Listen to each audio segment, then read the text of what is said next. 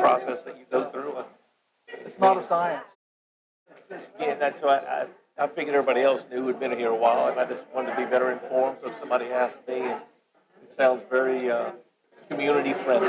You know what I'm saying? It's not. It's We're not nothing, threatening anybody. I was about to say, there's nothing nefarious about it or anything like that. You don't want to make it contentious. Yeah. Try to talk them into this is a good thing. Yeah. Yeah.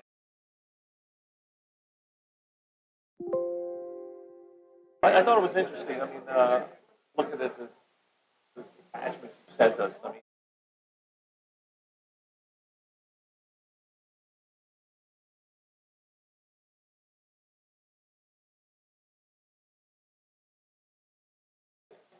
More than likely to be a phased project. I kind of assume that, develop the priorities. If we don't get a partial grant, then we're definitely going to phase it over time. Yeah. So at least we'll have the construction plans, we'll have the easements, approachment agreements, everything will be in place. So as funding comes, you got it it's ready to go. I wanted to ask you about that. One of the other projects that was in your notes, you had a pretty good update too as well about with the stormwater runoff and so forth. I mean, it looks like that study is about wrapped up. They should be here next month. Okay. And that's kind of, I would loosely say, similar to the sidewalks. That's kind of like what the plan could be, and it's just about now prioritizing funding and so forth. Once you got a plan, shovel ready, funding agencies ready, they're ready to go. They don't want to fund you and say, go get your engineering done and come back. They say, oh, you've already done that legwork. You're ready to do something. We're more likely to fund you. That's what all this is about. No, it's perfect. It's funny you say that because Saturday morning, Tim and I went to Bazaar and breakfast open. It was like it wasn't a campaign. Open house forum. He did it down in Jacksonville. And he kind of talked about the state budget, future budgets, and we went and introduced ourselves to him. And he laughed and he said he was so glad we'd gotten the land and so forth. And but he told us, he goes, in the future, he goes, he's going to have to be careful because he's going to money, and I want to help you guys. We need to make sure we got a plan. I almost got myself in trouble when I look back at it. So it kind of goes to what you just said, reinforcing that. And he even recognized that at his level. Money almost got us in trouble. Yes, he said I'm but he goes, hey, I want to help. And he did say, moving it right. Get the design. So that's the plan. All right.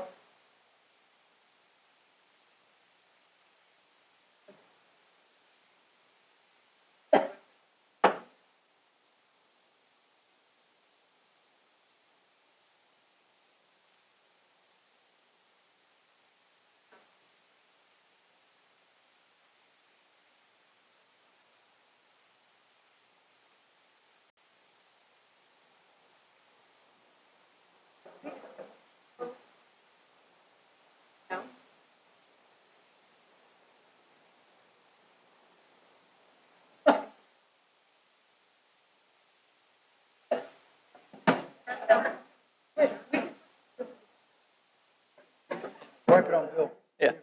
Hang it up a second. Let him go if you want to go.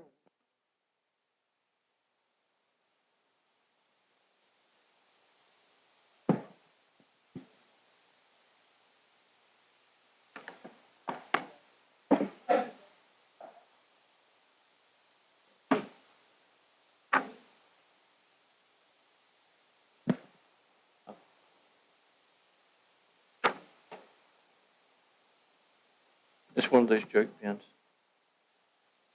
What do you go, Jeff? Good job. Yeah, I guess I'll let Jeff. Secret squirrel ballot.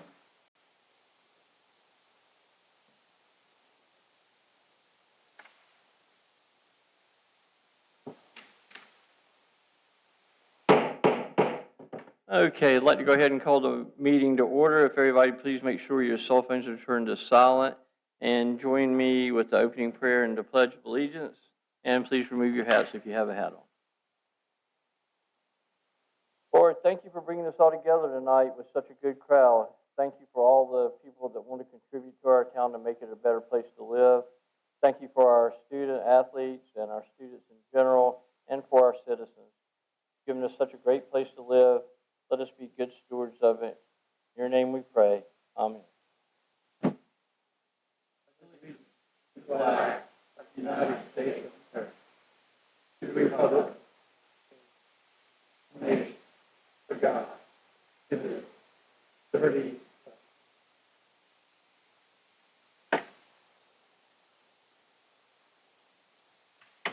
Okay, I do want to say one thing real quick. I want to thank Jeff Conaway.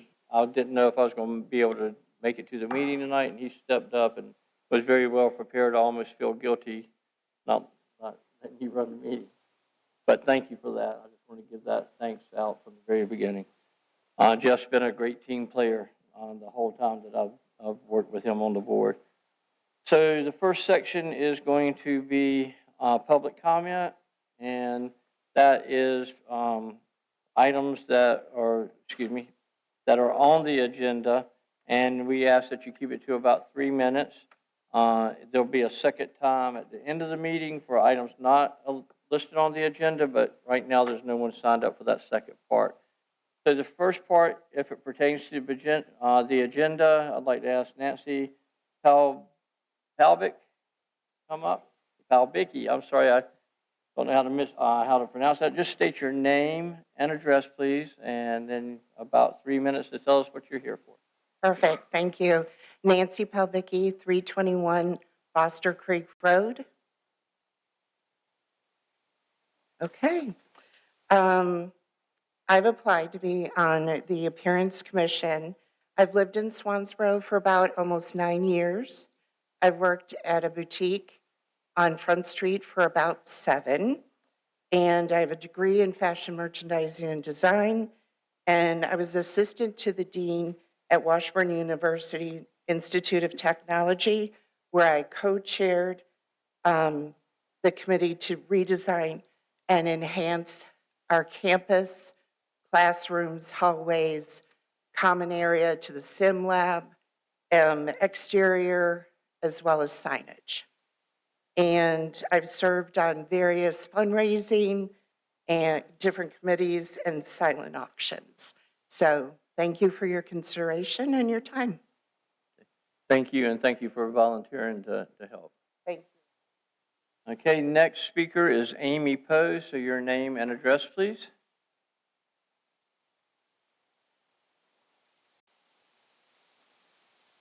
Whichever one you feel more comfortable. Hi, my name is Amy Poe, and I live at 160 Abbey Bridge Drive. And if you would get a little closer, just a closer. little My name's low. Yeah, Amy it's a little Poe. low for you. You can adjust it if you like. My name is Amy Poe, and I live at 160 East Abbey Bridge Drive in Hubert. Hi, I am the head coach of the Star Hill Torpedoes. The Star Hill Torpedoes is the swim team that is out of Cape Carteret at the Star Hill Golf Course, and I have been the coach there for 10 years. The team was established 25 years ago, and we make up about 50 swimmers between the ages of 4 and 18, which compete in the Greater New Bern League. The Greater New Bern League includes the YMCA in New Bern, Taberna Country Club, New Bern Golf and Country Club, Jacksonville Country Club. There's about 10 different country clubs. I'm here tonight to ask you to consider what a community pool would mean for Swansboro. Not just a facility, but an investment in our children. Every summer, I watch 4 and 5-year-olds arrive at the practice, barely able to put their faces in the water. 7 weeks later, every single one of them can swim the length of the pool unassisted. By their second season, they are confidently swimming freestyle, backstroke, breaststroke, and butterfly. That transformation doesn't just build swimmers, it builds confident, capable kids.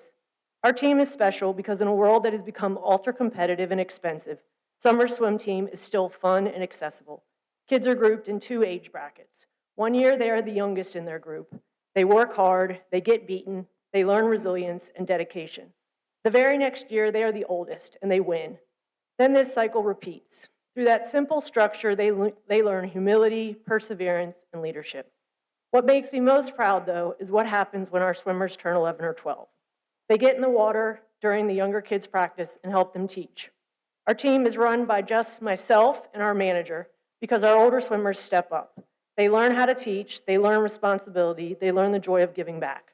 There's nothing more powerful than watching a teenager's face light up when one of their little swimmers wins a race. We live in Onslow County, surrounded by water, yet the number of children who cannot swim is staggering. Water should be a safe outlet, a place to spend summers at the beach or on a boat. Without swimming skills, it becomes a danger instead of a resource. After just 1 or 2 seasons, our swimmers are strong, confident, and capable. They are future lifeguards, first responders, and leaders.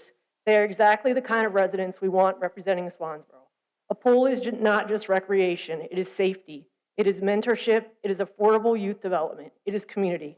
If Swansboro builds a pool, I'd be honored to help run a low-cost summer swim team to every child, regardless of background, that has the opportunity to learn, grow, and belong. I'd also like to add that, I love being the coach at Star Hill, but my children all attended Swansboro High School and were on the swim team, and all of the children that I coach in Cape Carteret are on the Croatan swim team. And we have many state championship swimmers. Ella Lachine was just a freshman this year, and she just won the state championship just this past 2 weeks ago. And on our swim team, just on my way over here, just counting in my head, we had 7 swimmers go to the state championships 2 weeks ago. So I'm really just training. I'm living in Onslow County, but I'm training swimmers to be great swimmers in Carteret County.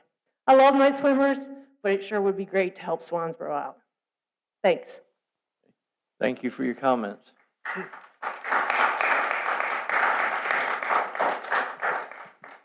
Okay, next we have Janet Wade. If you would state your name and address, please. All right. My name is Janet Wade. I live at 110 Deer Run. Good evening. Thank you for presenting this opportunity. My name is Janet Wade, a lifelong resident of Onslow County. My parents, 3 siblings, and I grew up in Jacksonville. Living so close to the Atlantic Ocean offered us endless opportunities to recreate along our coastal shoreline. However, while playing in the ocean, our parents did not permit us to venture out further than waist deep, for none of us, including our parents, knew how to swim. I recall one summer, Onslow County Parks and Recreation offered a week-long session of swim lessons for kids. I, along with others and teenage coaches, traveled by bus from Jack Amiette Recreation Center, Jacksonville to Cedar Point. We were dropped off at a designated shoreline along the waterway, split into small groups, and watched as a coach demonstrated how to kick and move our arms through the water. Next, he observed while we splashed and played. That same summer, I wrote a letter to the editor of Jacksonville Daily News pleading for Jacksonville to build a public swimming facility to provide its residents with a place to learn how to swim. I have waited 66 years, yet this facility is only in its first stages of development. My family and I currently live near the Swansboro area, near the city of Swansboro, the friendly city by the sea, where the White Oak River meets the Atlantic Ocean and the Intercoastal Waterway. Hammocks Beach State Park is close, which offers a great seaside retreat for swimming. Our granddaughter attends Swansboro High School and is a member of their swim team. The swim coaching staff consists of Coach Prain and 2 other very dedicated, hardworking folks who love their students. I greatly appreciate it and stand in support of the tireless pursuit of Coach Prain and the others in their effort to bring awareness for the dire need of a community facility and in and around the Swansboro community. The Swansboro population has increased 16% from 3,744 folks in 2020 to a current 4,365, and it's growing rapidly. There are over 17,000 plus folks in the Hubert area. Adults and children in or near Swansboro would be grateful and supportive of a facility where they could learn to swim and safely enjoy all the benefits of living in or near the friendly city by the sea. Thank you. Thank you. Okay, next we have Cynthia LaCourte, and name and address, please. Hi, I'm Cynthia LaCourte, 220 South Elm Street. Good evening to the residents, staff, and commissioners. This has been a day long waited for, and I'm excited and pleased that it's finally here. The appointments to the Appearance Commission. I'm asking for your consideration in an appointment to the Appearance Commission. I've been fully dedicated to it since its conception and have spent lots of hours already dedicated to this commission because I know its potential and the great service it can and will provide our friendly city by the sea. From my career of 2 decades in real estate and co-owner of a nationally recognized real estate team at a nationally recognized real estate company to two-term president of a club, there's a commonality: teamwork producing positive results. And that is what we are striving for with the Appearance Commission. The idea of the Appearance Commission began with this. The Appearance Committee works to create an aesthetically enhanced Swansboro with a focus on the town's renowned charm, rich history, and coastal elements. Through coordinating and working in concert with residents, the business community, organizations, and pursuing government resources, the development of a more aesthetically appealing town improves the quality of life for residents and produces increased tourism and economic development. Now it is up to each of you, setting before us today, to appoint members to the Appearance Committee that are the best suited with the tasks and work ahead. Our town is very blessed to have received applications from citizens that love this town, wish to volunteer and dedicate themselves with pure intentions and unselfish motivations. Thank you for respecting that in your decision this evening, and thank you for forming the Appearance Commission and for the opportunity to be considered for an appointment. Thank you. Thank you, and thank you for your comments and for volunteering to step up. Okay, so that concludes all the public comment for anything pertaining to the agenda, and I'm assuming no one else has anything else to say. So we'll move to the adoption of the agenda and consent items, and these are items that can be voted on as a single group without board discussion, or so desired, a board member can request to remove an item and move it to the non-consent where we could talk separately about it. Do I have a motion to adopt? So moved. A second? All in favor? Aye. All opposed? So that's unanimous to adopt the consent items, and we'll move next to appointments, recognitions, and presentations. So we'd like to recognize Ms.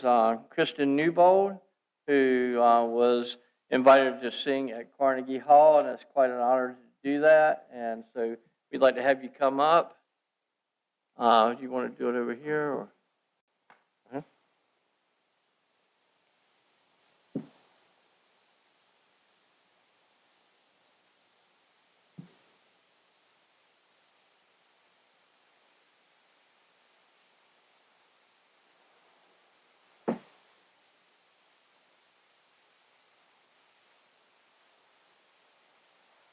Come on up.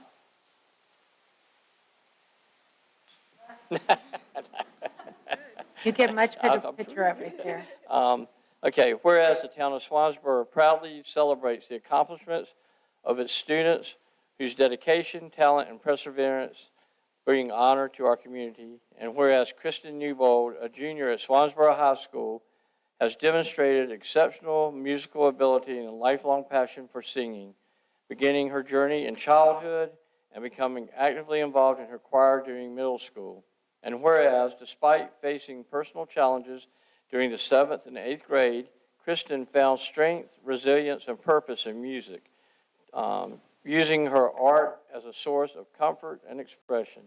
And whereas Kristen's dedication has led to an extraordinary opportunity, she has been selected to perform at the High School Honors Performance Series at Carnegie Hall in New York City, one of the most prestigious venues in the world.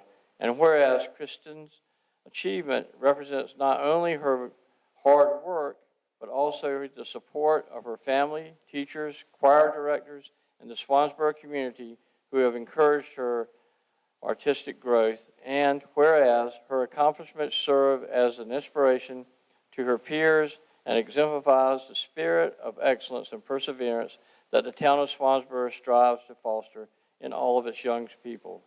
Now, therefore, I, along with the Board of Commissioners of the town of Swansboro, do hereby recognize and commend Kristen Newbold for her outstanding musical achievement and for earning the distinguished honor of performing at Carnegie Hall.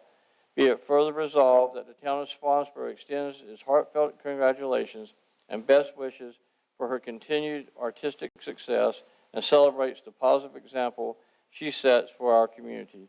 In witness thereof, I have here to set my hand and cause the seal of the town of Swansboro affixed this 14th day, it says 14th, a little while ago, of February. So there you go. Thank you so much. Yep. Would you like to say a few words?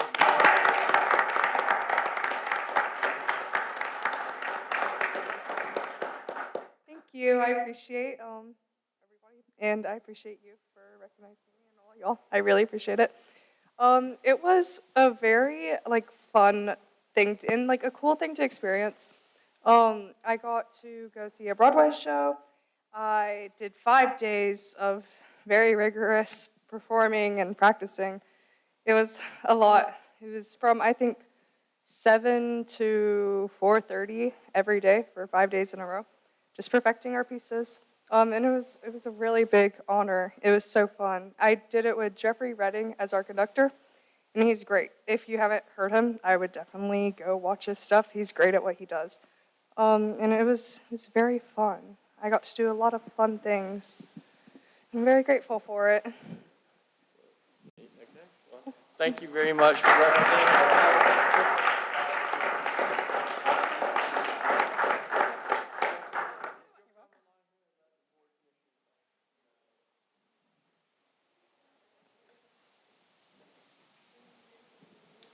Right.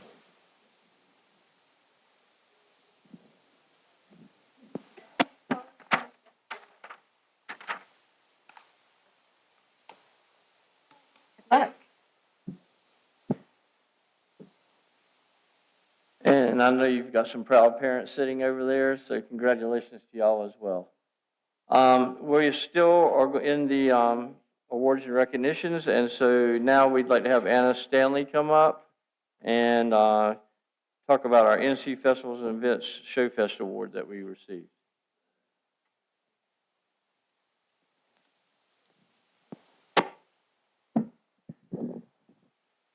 Good evening, Mayor and Commissioners. So earlier this month, Sarah Elliott, she attended the North Carolina Association of Festivals and Events Showcase Innovations Conference. We entered the Swansboro Festivals in several categories where we were judged against medium-sized events across the state of North Carolina. And I'm going to stress medium-sized events was based on budget, not by the size of our festival. The Mullet Festival was awarded the best t-shirt design. So every year we partner with What the Fin, and they design our t-shirt. And they give part of the proceeds back to us, and they provide the town with the t-shirts. This is the award that we received. And there's the t-shirt design. And we're extremely grateful to accept this reward, and it's due to the strong partnership that we have developed. We hope to continue the partnership in creating more award-winning festival designs. Thank you very much. And would y'all like to come and let everybody congratulate you, or are you good? Would you like to come down and let the board? No, I didn't think so. So I just want to commend you guys. As y'all know, we have a great Parks and Rec department. They are always putting something on for this community, and partnering with What the Fin, they were able to bring home a nice little recognition for our festival. That's one of the longest running. I think it's the longest running on the Crystal Coast, and I think it's like maybe the 5th longest running festival in North Carolina. So congratulations on that award. That's quite a good achievement.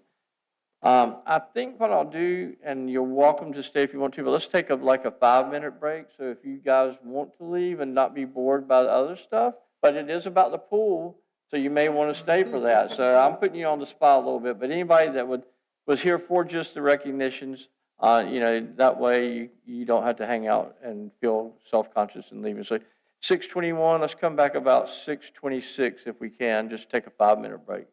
Okay. All right, thank you. I'm good.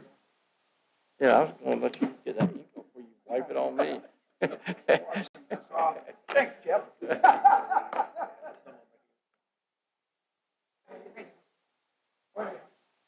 Well, no, that's what I'm saying. I think that's he was going to do that. Oh, there you go. Come on in,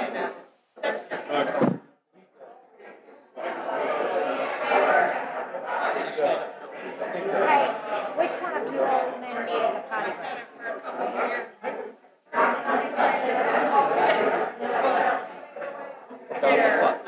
Who needed a potty break? Well, I just thought they might.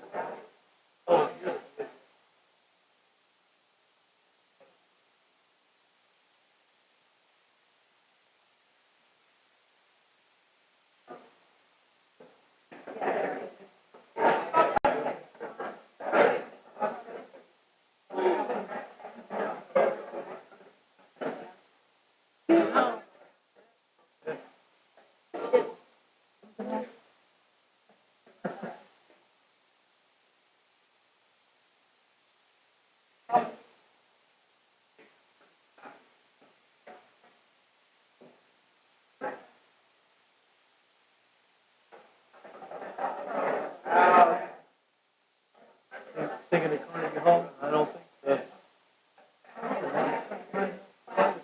Wow. I wouldn't be able to.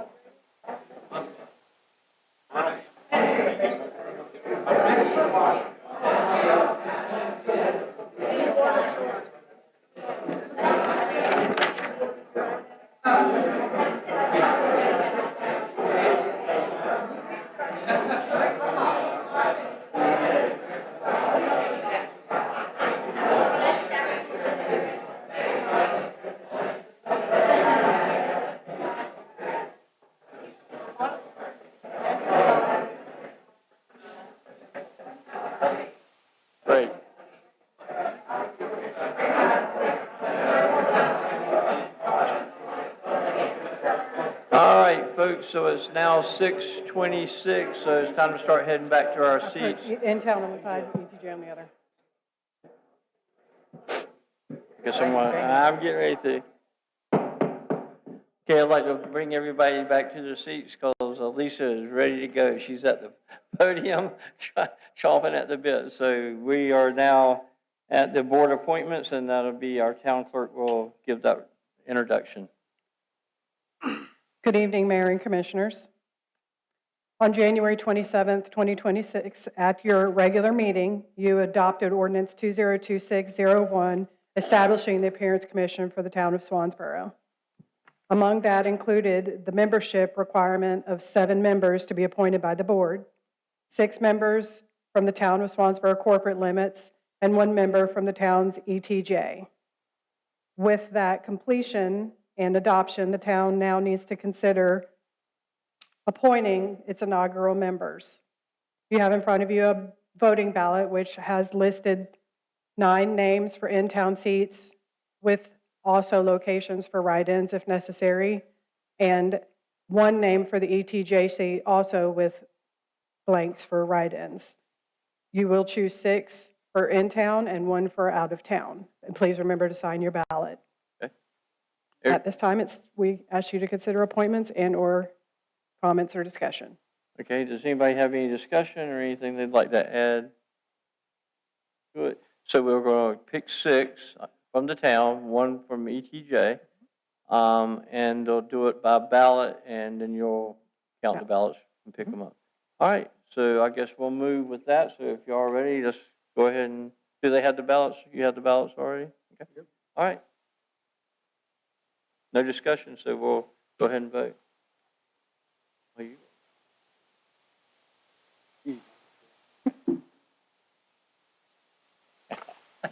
Get out.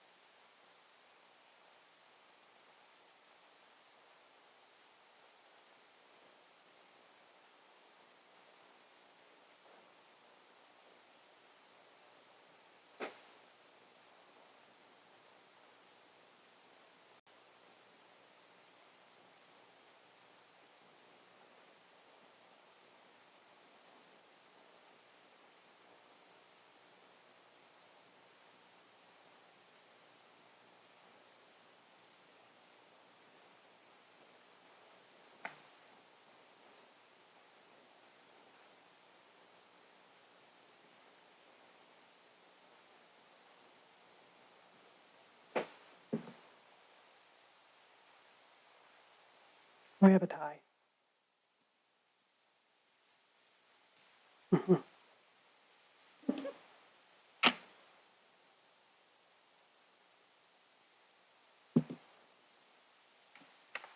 Come in.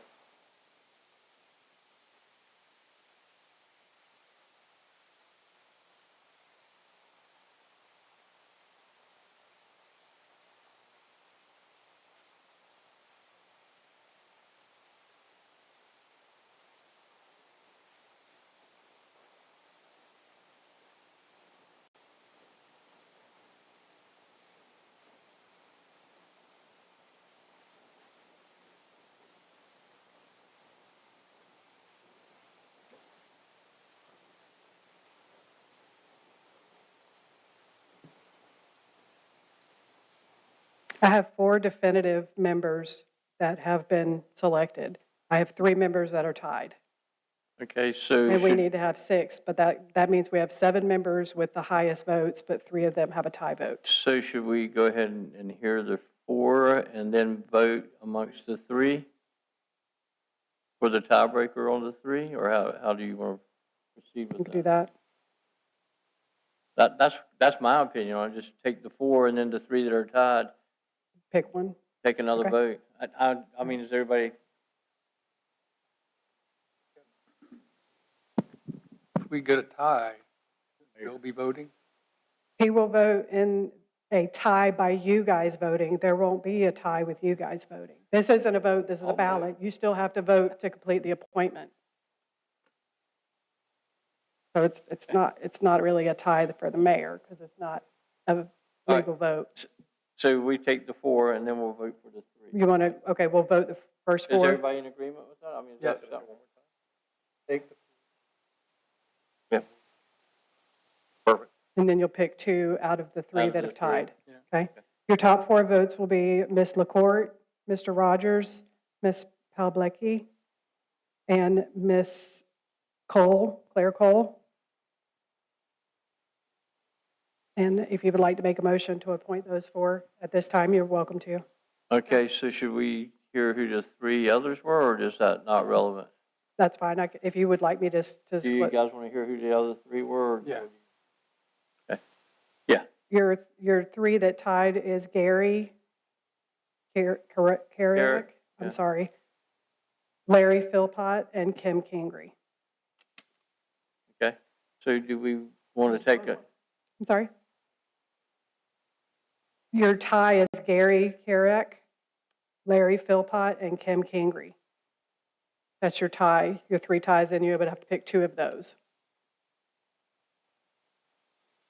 okay, so how do you want to proceed with that? Vote again.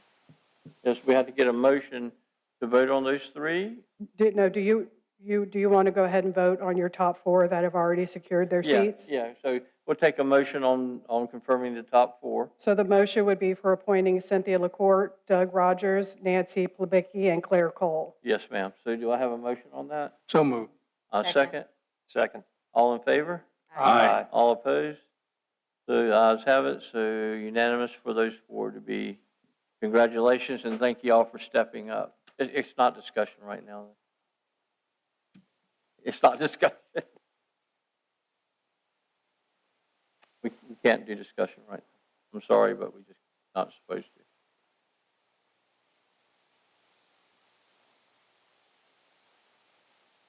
That's correct, right? We're not supposed to do discussion at this point, or can we? Well, unless you want to handle the voting to break the tie differently, making ballots for the tie. Okay, but discussion from the citizens, are we open to that, or no? We're not in that portion of the meeting where we can do that. Yes, so we can't do it. Yeah, vote. Yep, so we're just in the confirmation part of it now. Are we going to vote for those 3? Is that what we're going to do?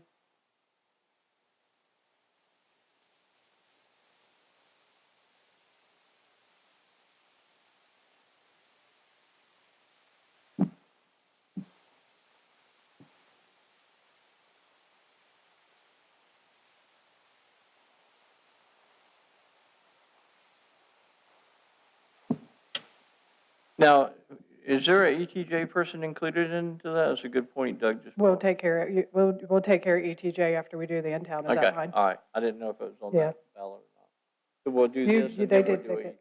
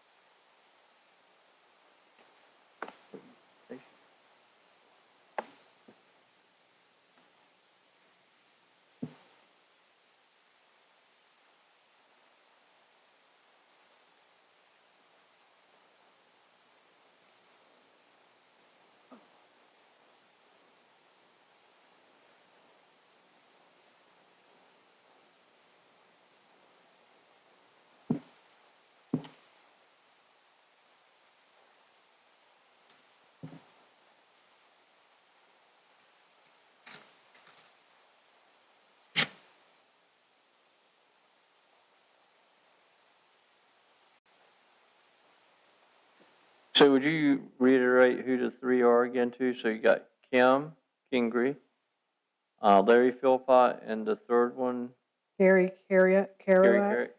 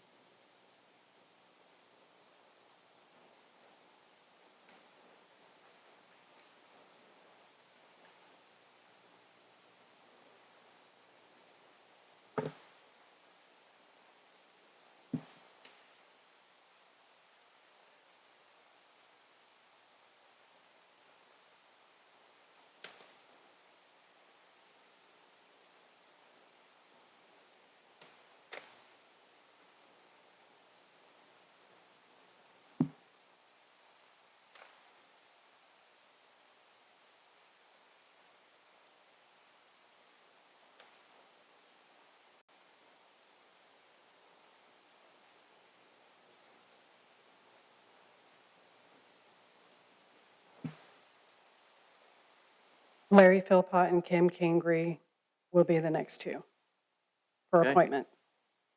All right, so we're done with that. So we would need to make a motion to adopt those Yep. two. So do I have a motion? So moved. Second? All in favor? Aye. All opposed? So it's unanimous that they'll be on the board as well. And for your ETJ seat, it was unanimously chosen for Linda Thornley. If you'd like to make a motion to appoint Ms. Yep. Thornley. So do I have a motion on the ETJ? So moved. Second? Second. All in favor? Aye. All opposed?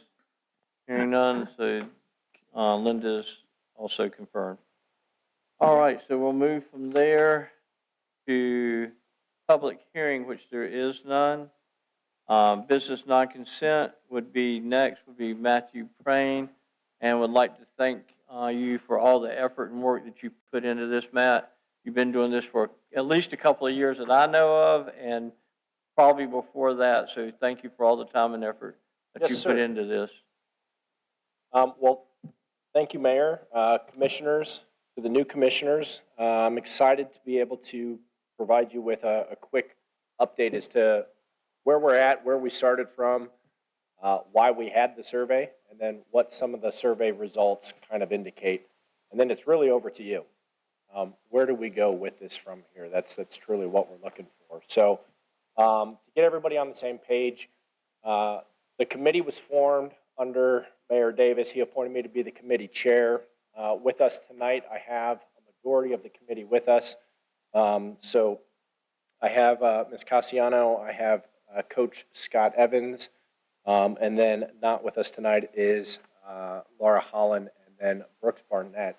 So the committee is comprised of a lot of experience. We're talking hundreds of years of experience, everything from commercial pool building to coaching, programming, and just the years of experience around the aquatic facilities. So I'm excited to present with you how we got here.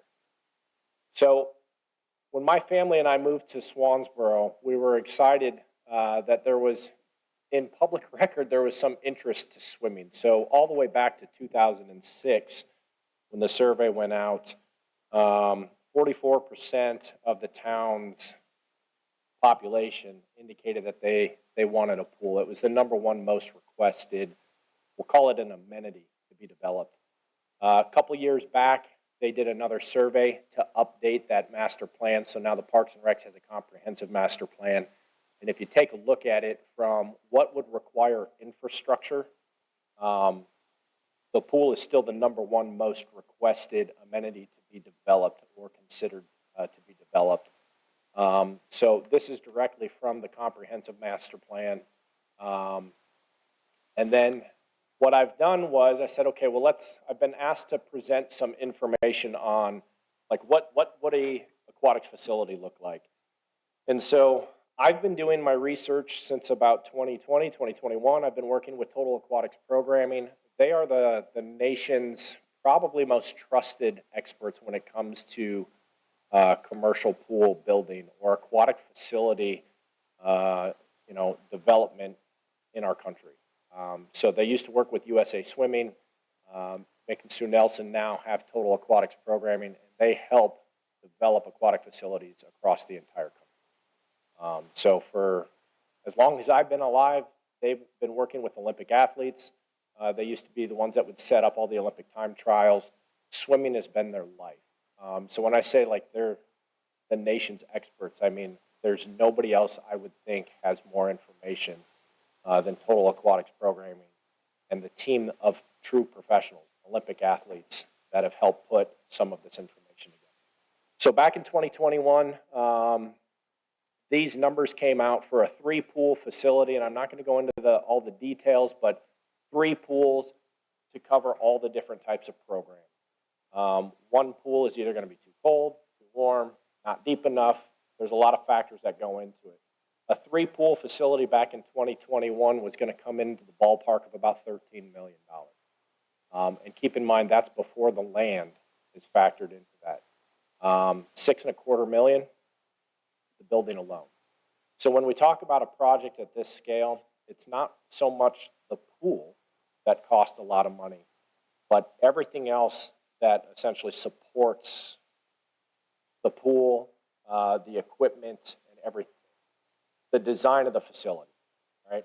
And I stumble around that because I've said this in other presentations. You have to start with programs. You have to know what programs you are trying to develop for that community, which I don't want to jump ahead, but that's why we had the survey. All right, so I've presented about a $13 million. It's actually more because we don't have the cost of land in there. That got quite a bit of scoffs. So I broke it down. I said, well, let's see what happens if I can get it about half the cost. And so you remove 2 pools. You look at 1 pool, outdoor, no building. But you still have to have the pump. You still have to have all the North Carolina state required facilities for the patrons that would use that. You're looking at a ballpark figure of nearly $7 million for an outdoor.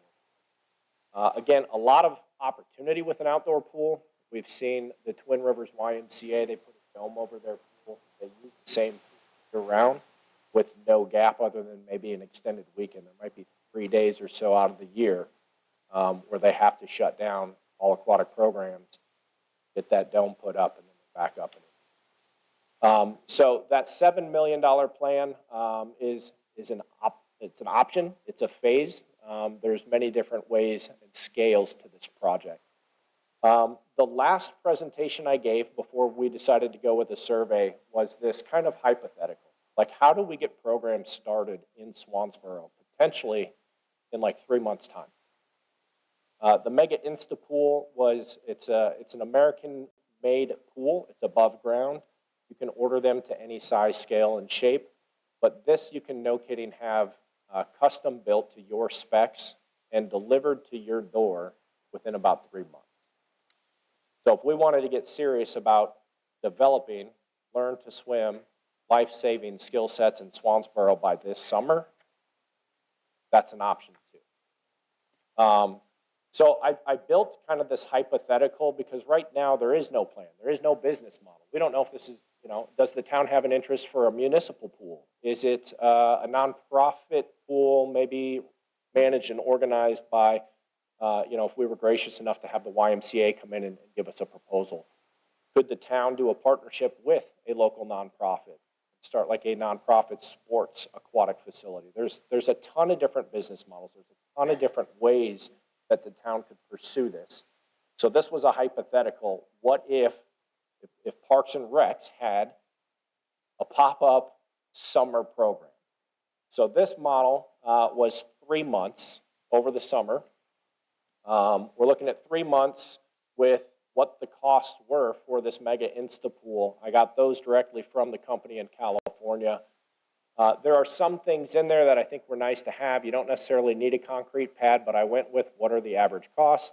It'd be nice and clean. It would be easy to put the pool up, clean once you take it down, and then there's a spot dedicated to it. Year one, if you had all the revenue streams, right? This was about 300 members. You offered Learn to Swim. And again, this was hypothetical. We didn't know if those would be the programs of interest. And then some other opportunities there. You'd be looking at turning a profit at the end of year 2, and then it's just full sustained profit if you kept all the factors the same moving forward. If you remove the concrete pad because it's not required, I mean, you could technically almost have a profit year 1 if you really wanted to invest and start programs. And that's where we got into the survey. So we kind of talked about this hypothetical, and we said, well, look, we really don't know what programs that people would be interested in. We know there's almost 2 decades of interest for swimming pools. But what's actually going to sustain that business model? What is the business model going to look like? And you have to start with those programs. So we developed a very short survey. I think the average time was around 2 minutes to take the survey. So we try to make it simple and easy for people to take so we could get as many responses as possible.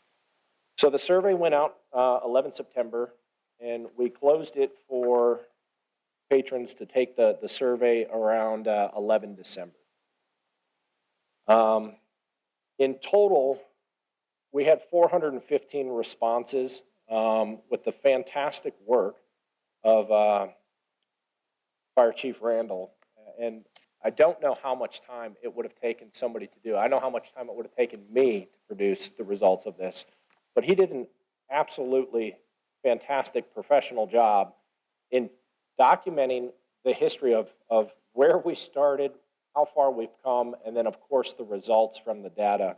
I could not be truly more impressed than what he put together. So I'm not going to cover all the details of that report. I know everybody has it. It's in the agenda. Sorry for making that agenda like 135 pages for tonight, but you have all of it there for reference. So I'm going to point out some of the key things that jumped out to the committee and myself. So 415 total responses. We heard some numbers about the town of Swansboro on ETJ. All right, so the numbers I have, the incorporated is 3,887, the ETJ, approximately 1,800. I know you all are very familiar with what the more accurate numbers are. But if that's 5,687, 415 responses means we got about 7%. We got about 7% of the surrounding population. And yes, the majority of that is Onslow County. Okay, so if you factor that into the population of Hubert, upwards of close to maybe 20,000, and ours, we're looking at 1.6% of the population that is within a very easy driving distance to this area. And that's really all that amounts to. So I'd say 98% of the population that could use the facilities in this area did not respond. So there's still a lot of unknown out there. Demographic-wise, we had about 15.5% age 64 and above. That'll become relevant when we talk about some of the program interests. The majority of the responses in the largest age bracket that we generated, 18 to 64. And most of those responses, well, 42.9%. 43% indicated they have children under the age of 18. So again, referencing other data, there's about 5,000 children under the age of 18 in Hubert.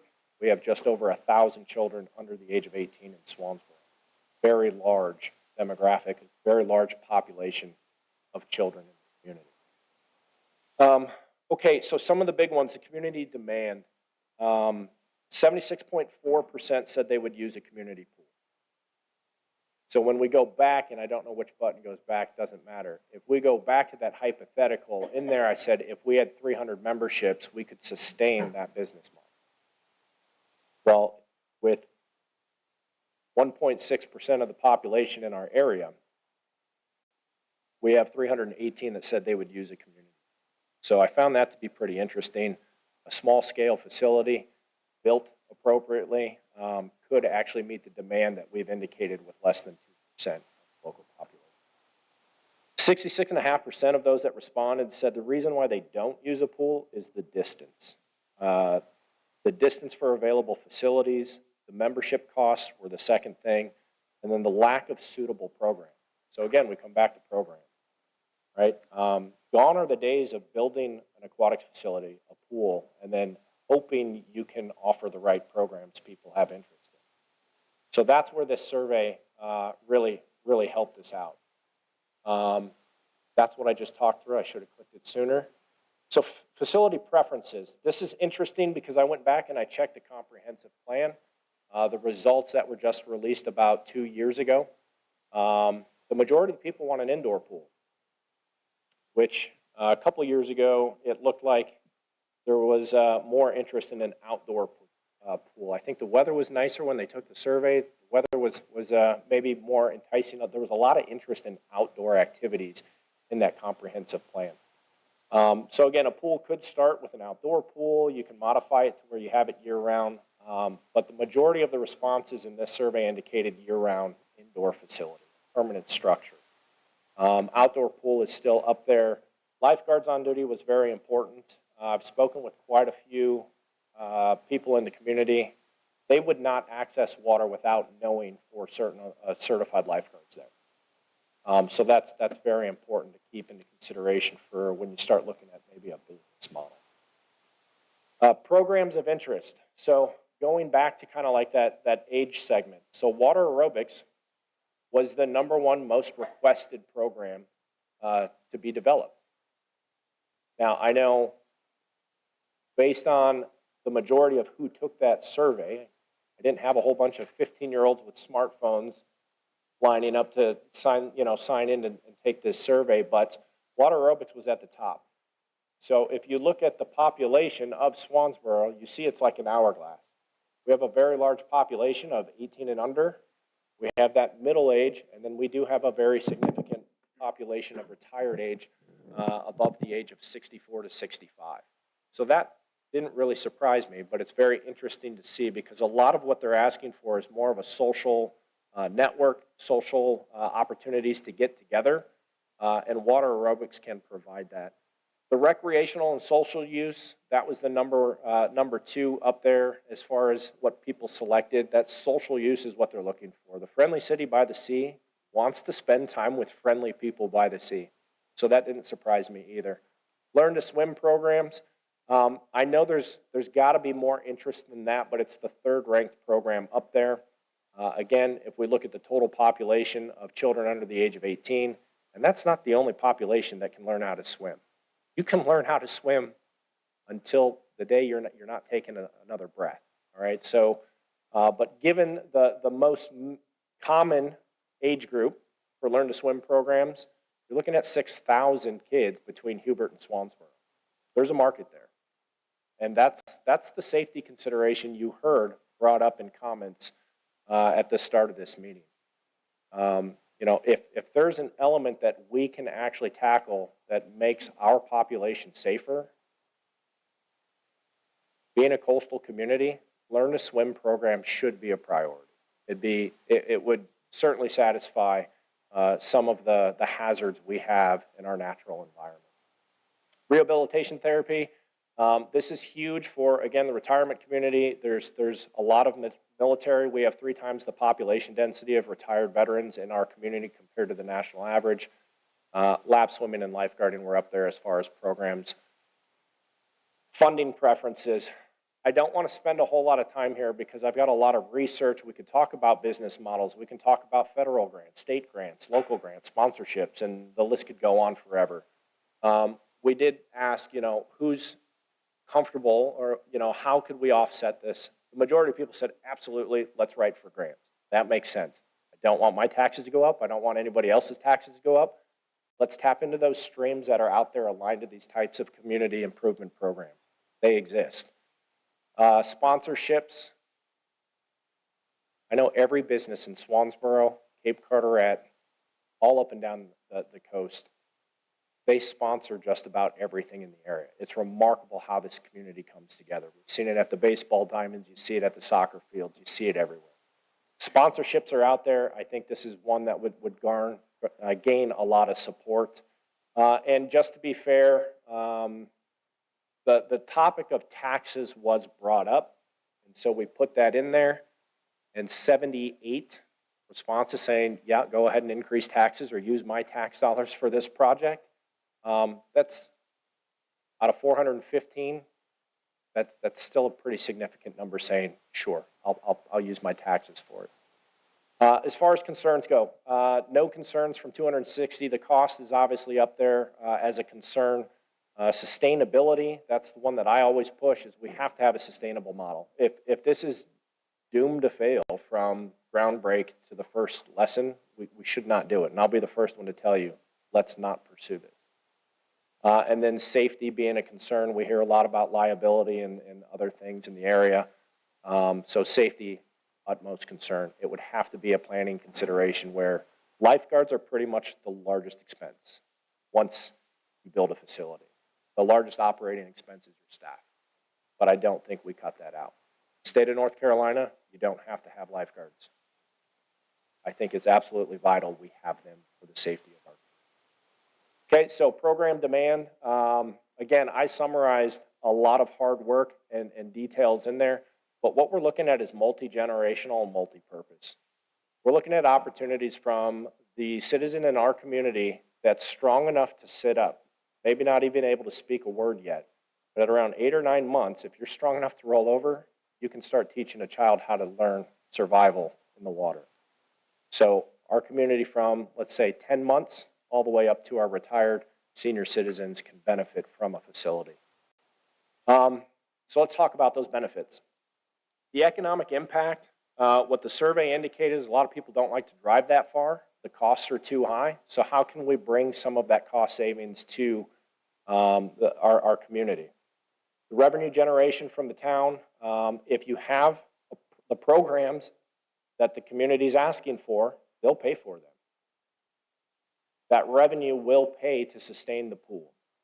So when you start with the programs and you know what people are willing to pay for, then you've got that business model that can help you with the design of the pool. And that's why we did it this way. We have to start with what programs are of interest, and then you develop the pool. I know we had in there diving. I don't think we had too many people interested in jumping off of a 15-meter platform, so maybe we don't build a pool to meet that depth.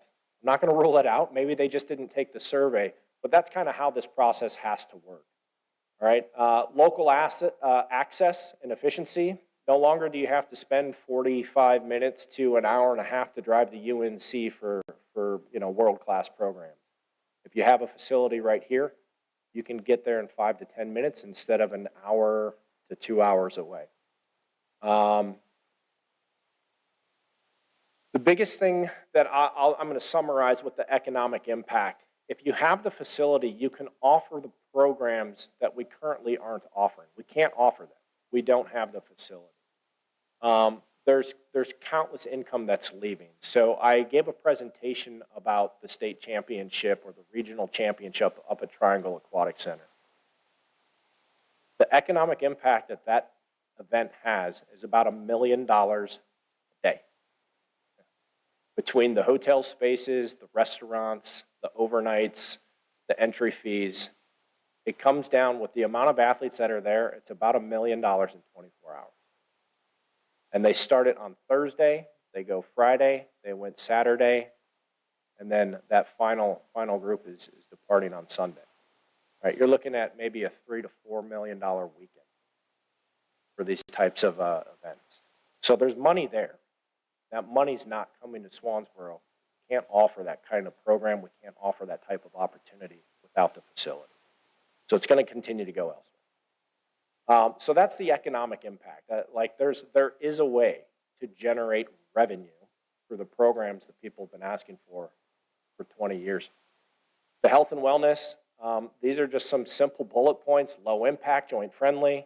That's pretty important for the majority of us that are aging. Social interaction, that was huge within the survey results. If you've ever been in the water, you know it's a full body strength and muscle conditioning exercise. High caloric expenditure. The list goes on, so I'm not going to go there. The health and wellness benefits are through the roof. For me, I can't run anymore. Right? Being a retired veteran, I beat my body up pretty good. But I can get in the water and I feel like I'm a teenager. So for me, water's therapy. The big point that I want to put there, this is USA Swimming. This is what makes this all worth the effort. Right? The 3 Ds for developing these facilities is drowning prevention. That's at the top. Drowning prevention is something that I feel we absolutely have to get serious about, especially being a coastal community. Diversity, inclusion. This is for all, like I said, from 10 months old all the way to retirement and everybody in between. Diversity in sports, diversity in aquatics, and then the dedication to fitness. Right now, I think there's a lot of people that wish they could be more active, but they're not in a gravity neutral environment. They don't have access to water. Working with Special Olympics North Carolina, I've assisted athletes out of wheelchairs, and now they're flourishing in the water. They can do it in the pool. They can do it. What they can do in the pool, they can't do on land. And that's pretty inspiring to me. It's worth the effort. All right, so programs, right? This breaks every rule in PowerPoint presentation. But let me just sum this one up for you. This is what we are not offering in Swansboro. We can't offer any of this. We don't have a facility. And that's why I think year after year we do surveys, and I've only been in Swansboro for maybe 6 years now, but looking at the surveys going all the way back to 2006, people have been asking for a pool. We just didn't know what programs they were asking for. Why do they want a pool? With a pool, there's a list of programs you could offer. I can't promise you each and every one of those are going to be at the top of somebody's interest, but those are potential revenue streams, right? If you have the facility that can meet those programming needs, those are programs currently not being offered in the town of Swansboro or really anywhere else. So the draft concept, I keep getting asked well, what's the phased approach or how do we do this? I wanted to give you a comparison. So we heard that one community member's been waiting nearly 66 years for a facility to be built in Onslow County, and they just broke ground in Jacksonville. The YMCA, I think we looked at, has between 12 and 15 acres. It's going to be the hub of the YMCA's, and then they're looking to maybe branch out.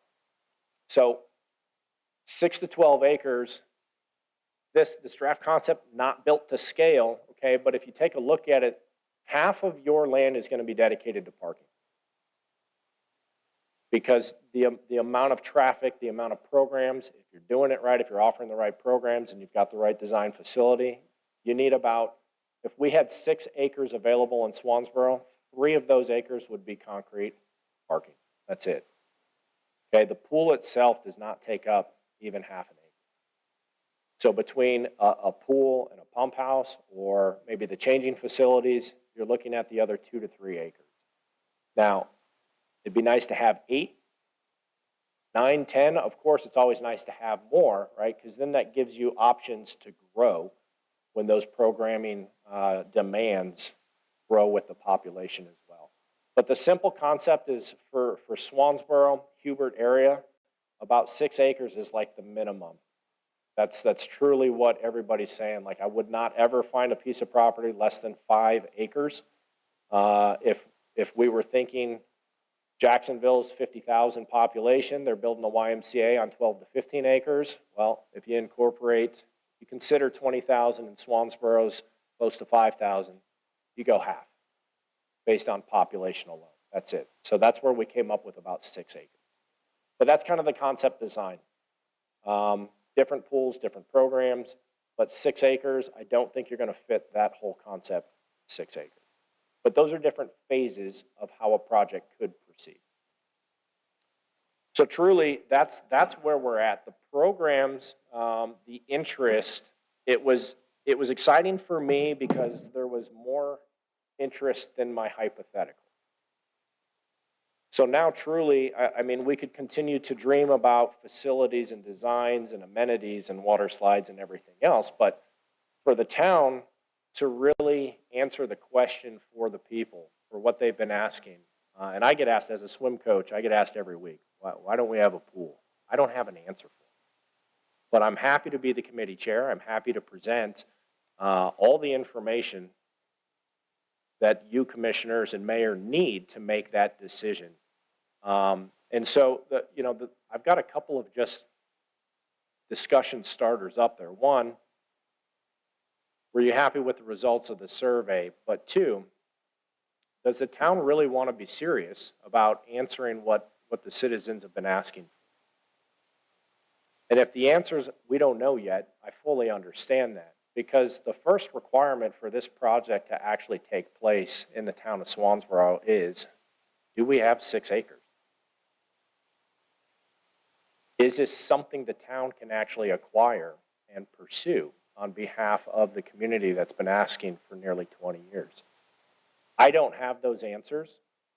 So what I'm presenting to you here is really, if the town wants to be serious about answering this call, there's a lot of discussion about the land use plan. If we're going to revisit that, is this going to be a priority? Don't want to talk about funding and business models and municipal pools versus private pools or for-profit. I don't even know if it's an option in the town of Swansboro.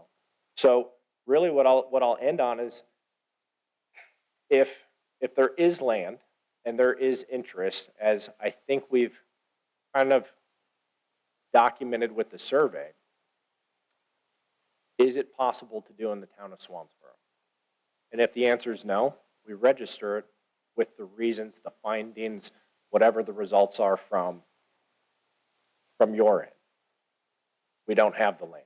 We don't have the budget. We don't, whatever that is.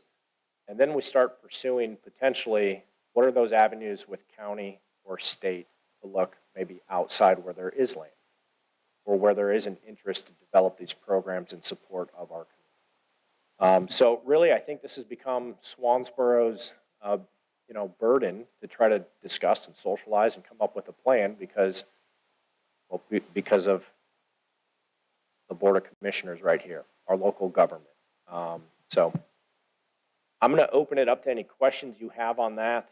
Anything else that you would like from your committee is my last question, but that summarizes the survey, kind of how we got to where we're at right now. And I'll leave it there for questions, and then hopefully direction for your committee. Okay, anybody have questions or comments for Matt?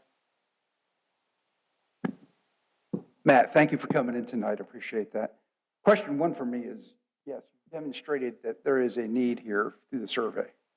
Okay, and the other thing you've demonstrated to me that I can see is that there's a market here for this thing.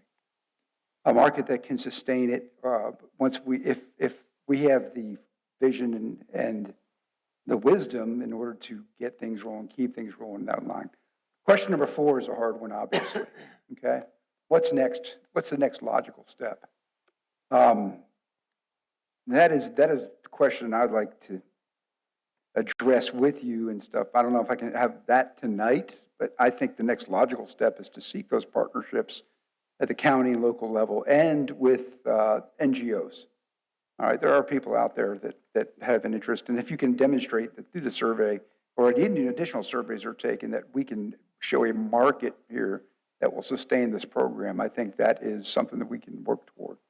I don't know if you agree with that. I'll give you some time to answer that, but obviously there's a great interest in this, and obviously it's not a build it and they'll come. You've demonstrated already that people have a want and desire to improve their quality of life through aquatics.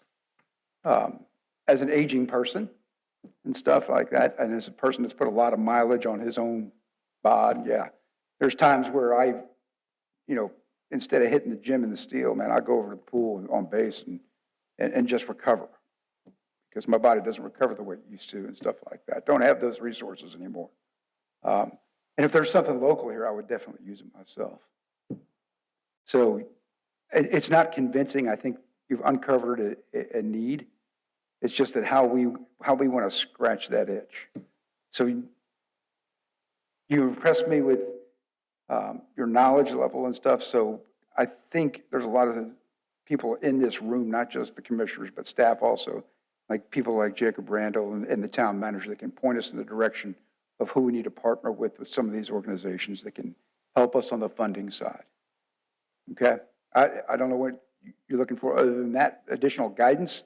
I think the guidance is going to have to be something that we'd agreed as a board that we'd have to agree to extend your services if you're willing to work toward a goal that we can guide you toward.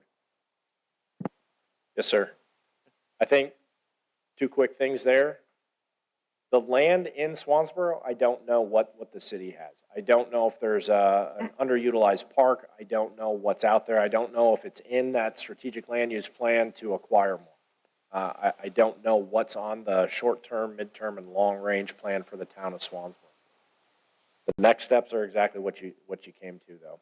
If you find the location, then you start developing those partnerships, the grants, you leverage state, federal, and you actually have a plan. Until there's a location designated and it's written up as this is our strategic vision or plan, it's still in a dream phase. So, but yes, sir, that's the next step. Tim, did you have something you wanted to say or question? So if I heard you correctly, you said that you have to travel if you train 1 or 2 hours. Did I hear that correctly? Not for training, but for if you really want to get into, upper level programs. So currently, Swansboro High School, they just don't get up. Where do they train at? So we currently rent pool space out at the Cape Carteret gym.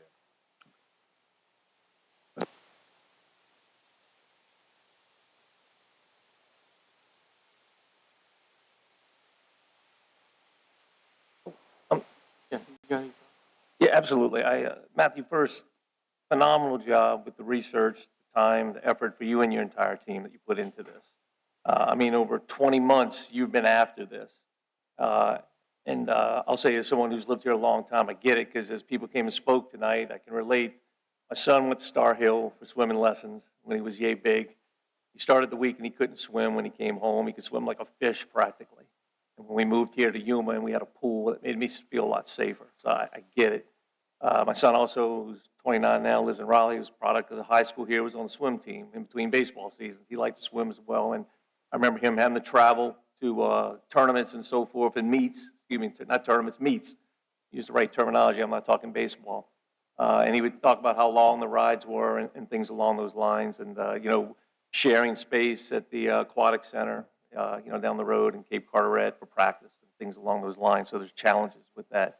But to your points, though, the questions up there I think are so germane. I'll start with number 2, the land.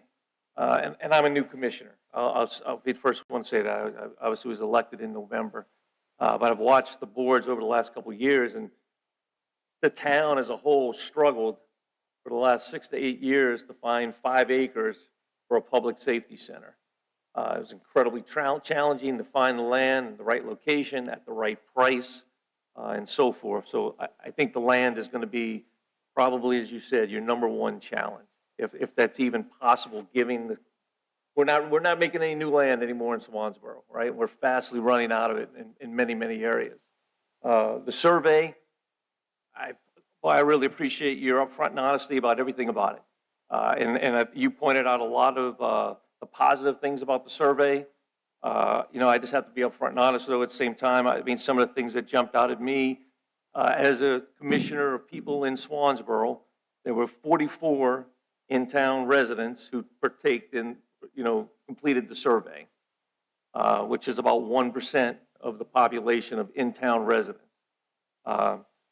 Commissioner Benoit can back me up on this, or if he has a different opinion, I'm certainly would want to hear. But when he and I were campaigning in September and October and walking around Swansboro, we went from subdivision to subdivision, and we heard from people about their issues. And those, number one issue was controlled growth, without a question. Safety was high on their list. Traffic, schools, some of our parks, and sustaining our parks, sustaining our waterways, and so forth, and promoting our tourism and our downtown and preserving our historic district. I have to be bluntly just honest. No one in a subdivision that I went to brought up the need for a swimming pool. Not saying it doesn't exist, but just the doors that we knocked on, the people that we spoke to, no one said that, hey, we need to have a swimming pool. So I want to listen to them, because they're the taxpayers who may or may not be involved heavily in funding land, purchasing, sustainment, and perpetuity, and so forth.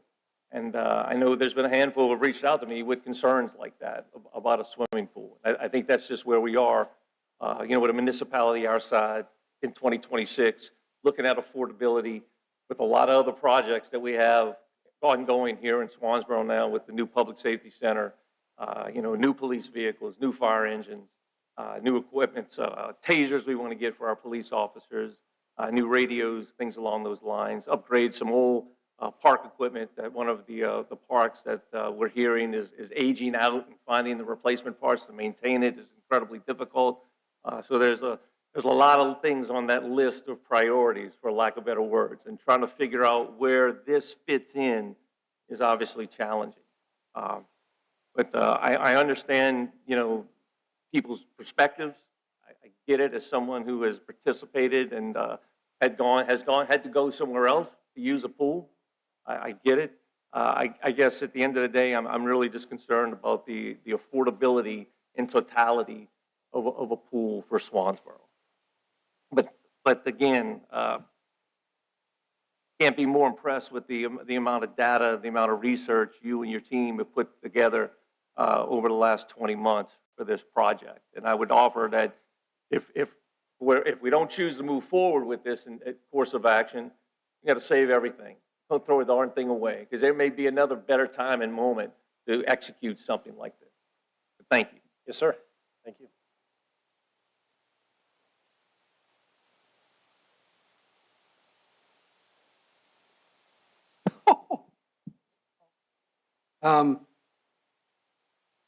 This information is put together it's more than what I expected, but I'm glad that it's there.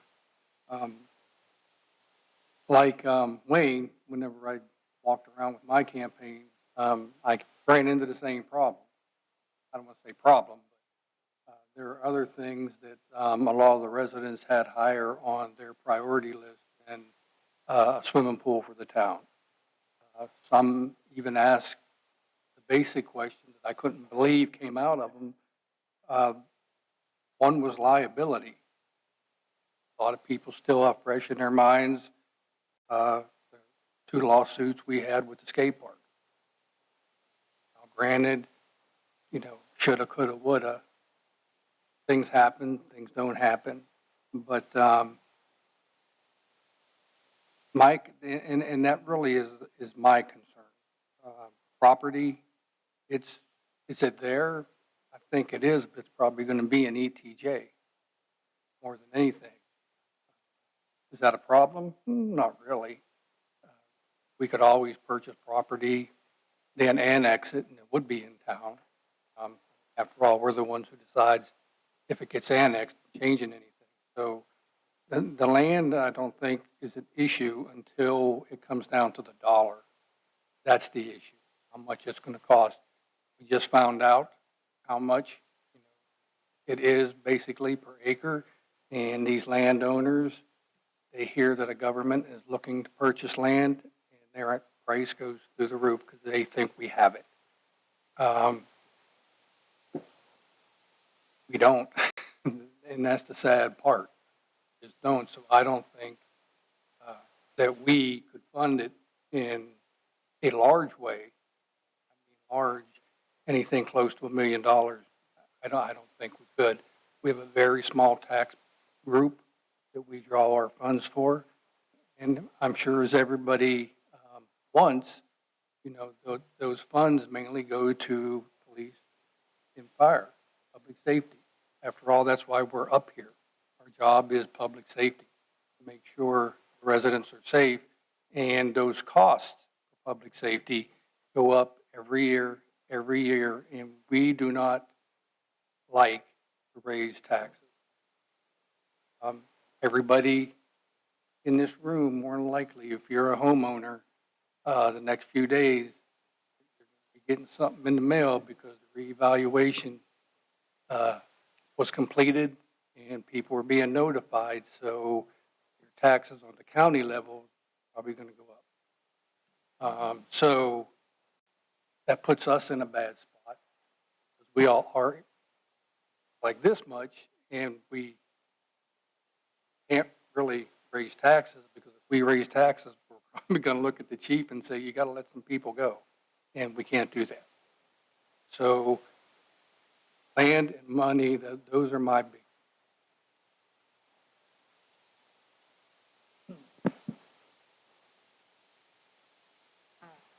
Matt, yes, definitely appreciate all the work that you guys have done. It's a lot. I grew up with a municipal pool that served purposes. Some of these programs, I think, phenomenal for young and old. But we learned, searching for land for the EOC, everybody wants over $1 million an acre. That's not something that we can afford right now. I'd love to see a municipal. Some of these things are a little overwhelming in scale for a town of 4,000 people. This was a lot. This was, for state championships and things like that. I mean, that would be great if we had the money.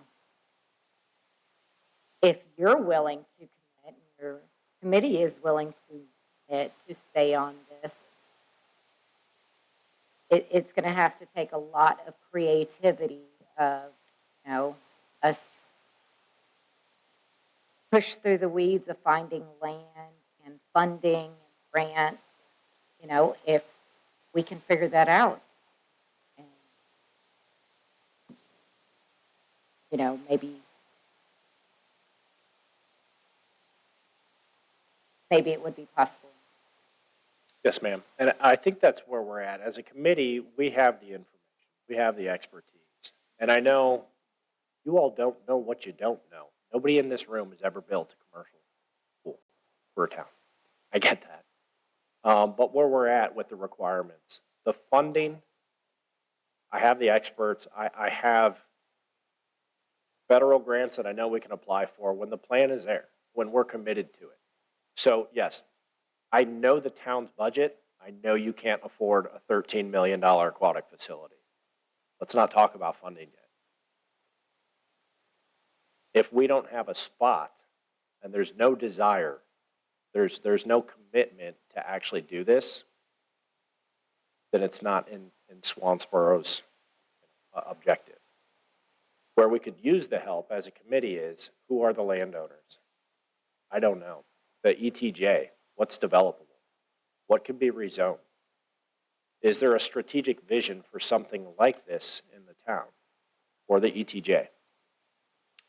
If there are people that you all know because of your positions that are interested in a project of this scale, then we need to bring them to the committee. We need to bring them to the table, and we start talking NGOs. We start talking all the other levels of financial streams that are out there, because there are community infrastructure programs. It's been referenced in this room. There's federal grants that we are eligible to apply for due to our proximity to bases. There are state senators, congressmen that would be willing to support this if we had a foolproof plan. But we're not there yet, because I don't even know if there's a location for this. So I think the help is there. I think we will see that the funding, although it's a monumental number for what we're trying to achieve, I think we can have that discussion when we have the location identified, and the town says, yeah, we're actually committed to doing this. Then we develop that plan. Is it a partnership? Is it a YMCA? Is it a municipal and a local nonprofit, where we can actually take some of the nonprofit, tax breaks, tax incentives, and truly build this for the community? Or do we offer an opportunity for a for-profit? There's a lot to discuss, but without knowing where the location could possibly be, there's really no moving forward. So that's where we as a committee kind of need your all's help to determine whether or not is there a site, is there a vision, is there a desire to try to move this forward. I'm committed to helping in any way I can. But until I know the commitment from the town, and if there's even the land or the resources to pursue this, we're kind of at a stalemate. So we have the information, we have the research, willing to help. Historically speaking, the town of Swansboro, citizens have stepped forward in the past, otherwise we wouldn't have a veterans garden that's a project that's ongoing. I mean, that came out of the kindness of someone's heart, literally. The town didn't put up money to purchase that. They donated that land. Can that happen again? Yeah, if you give it the right approach, it could. History has a way of repeating itself.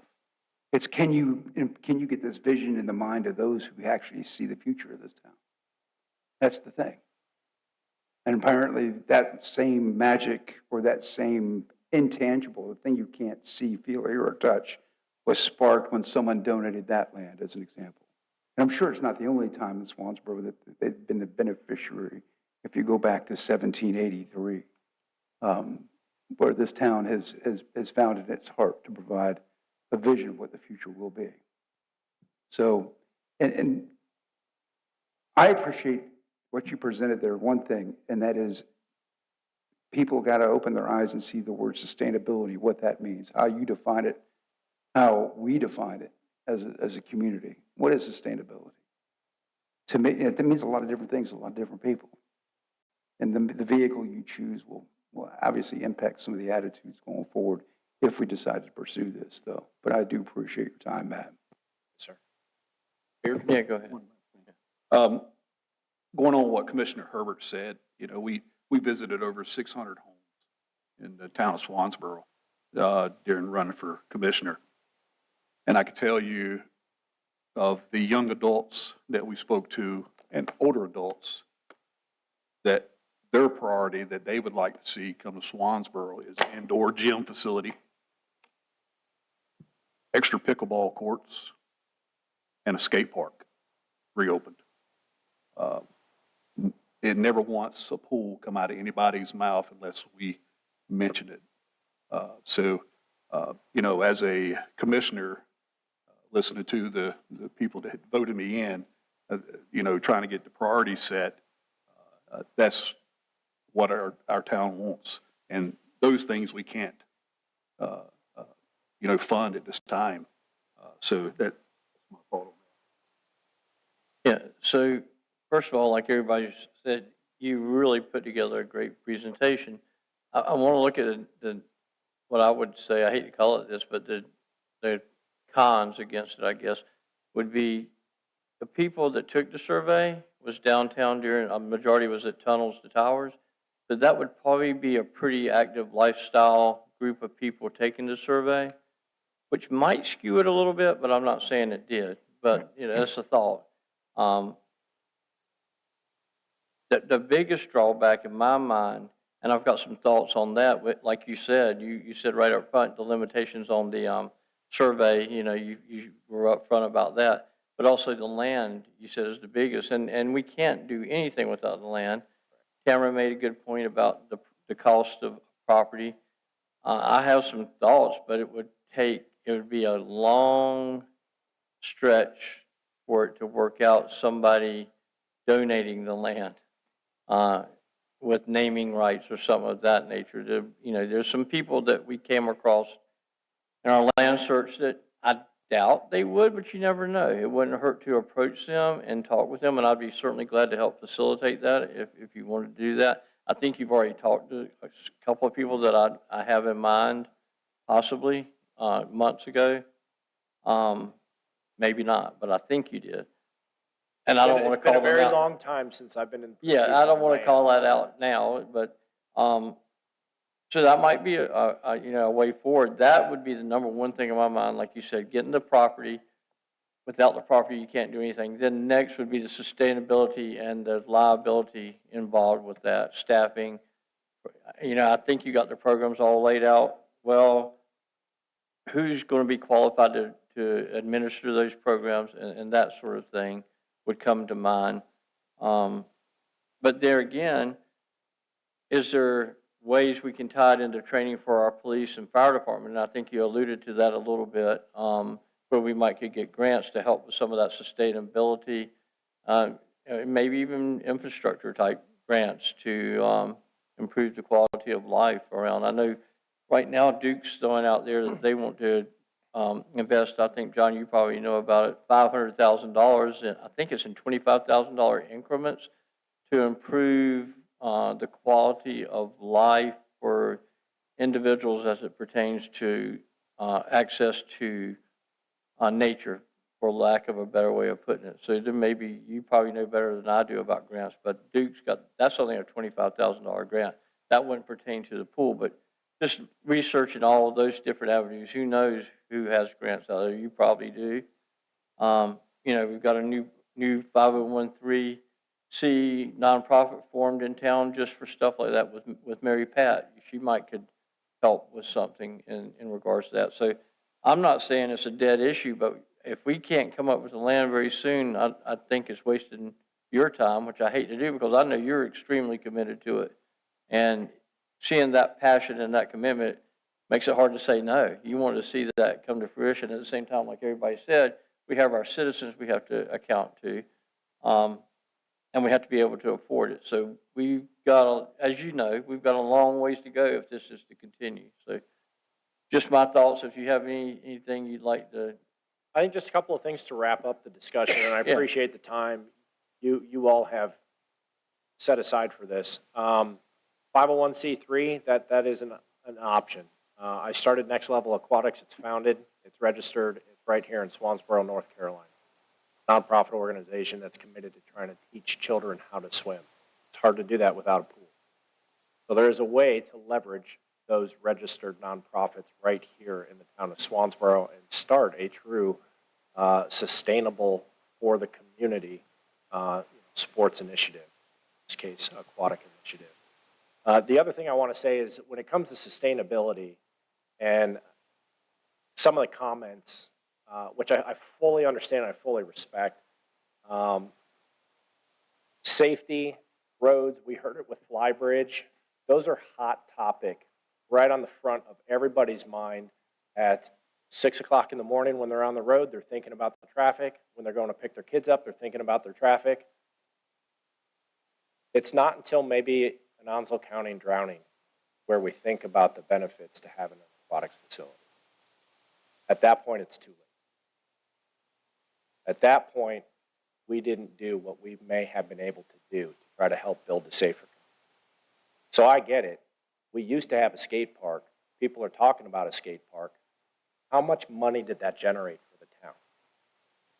What was the sustainable mindset when we brought that skate park in? What will a concrete, maybe $1 million skate park, what will that generate for the town? Other than a really cool place. I grew up a skater. I love skating. I used to hide paraffin wax all over the city.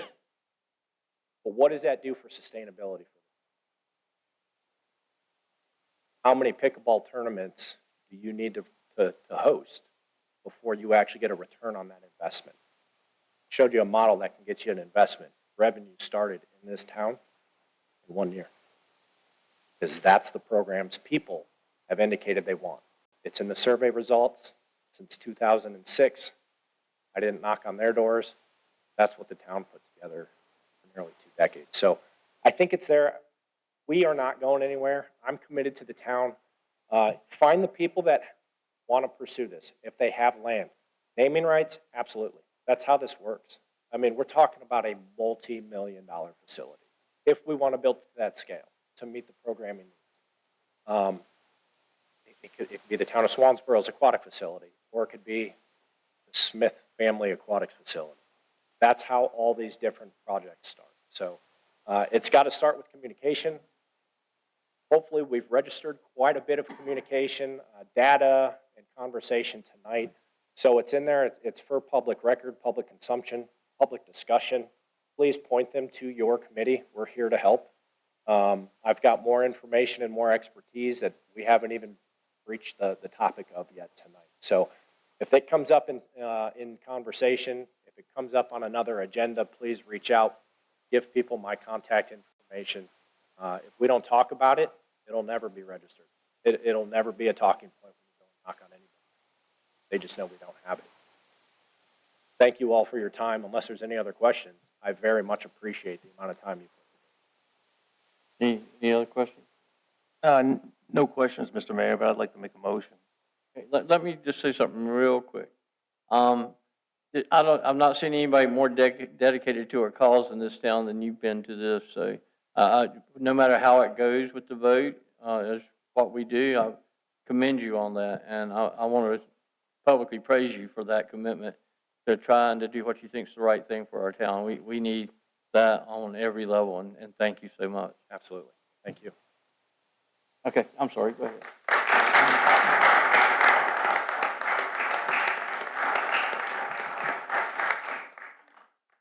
Hey, I'll be upfront and say this is a tough motion for me, but as I just look at the challenges that come with this as we continue to put time, effort, and resources, and I don't want to see you and your team continue, and waste time isn't the right word, but I'm searching for it. I honestly, I don't know what that is right now, but I know the challenges that I see as a new commissioner.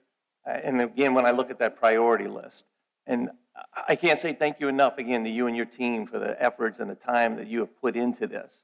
I just feel at this point we should suspend our activities with this initiative, save the materials until there may be a better time, and thank the members for their time and effort. That's the motion I feel at this point, that we should basically suspend activities with the formal pool committee. Again, based on the challenges that I understand that we have when in totality, when I look at our municipality, and based on the input that I have heard from our citizens in the town of Swansboro. Okay. So we have a motion on the floor to suspend the committee? Suspend the committee at this time. Okay. Do I have a second on that? Second. Okay, any discussion? Anybody like to make any comments? We can go ahead, Doug.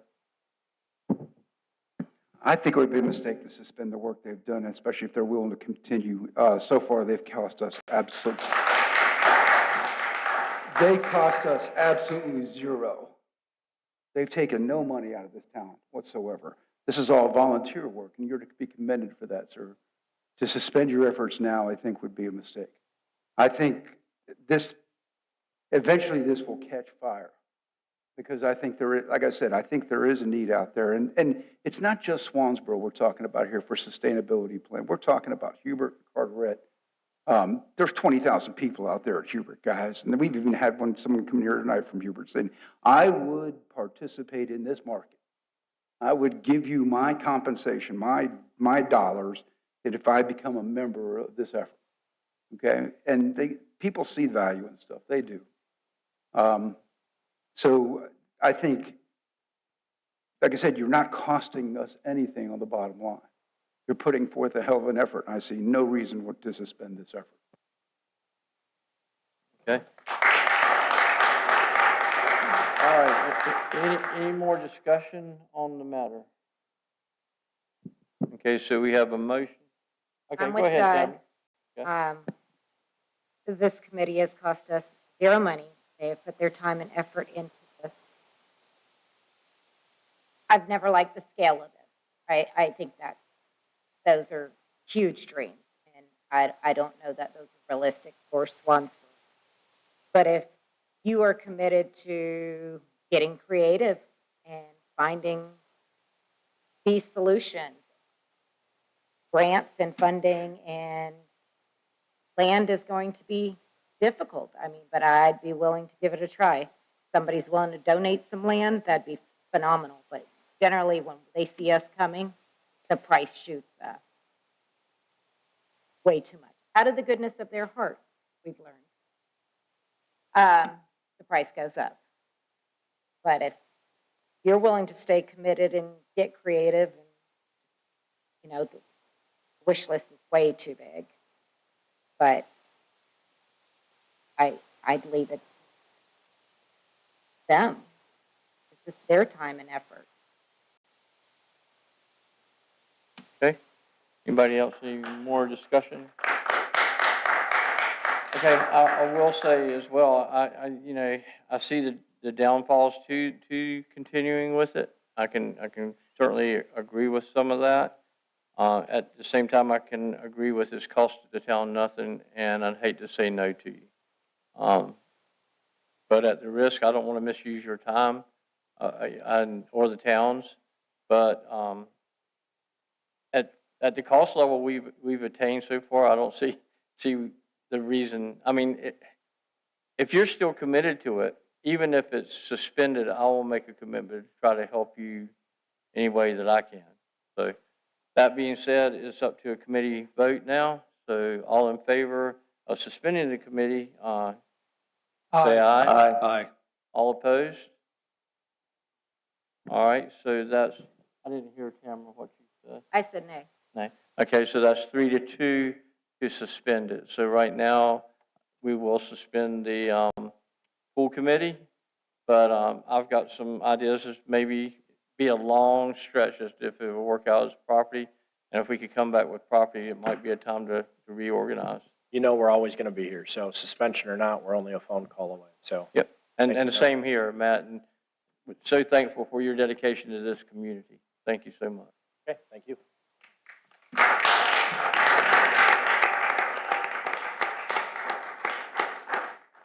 Okay, so now we're going on to monthly financial report, and that would be Sonia.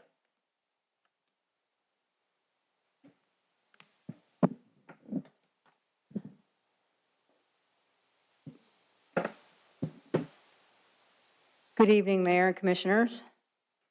I will be presenting the monthly financial report as of January 31, 2026. And here's our 2-year comparison with encumbrances of your general fund, and total excess revenues over expenditures were $1,041,671.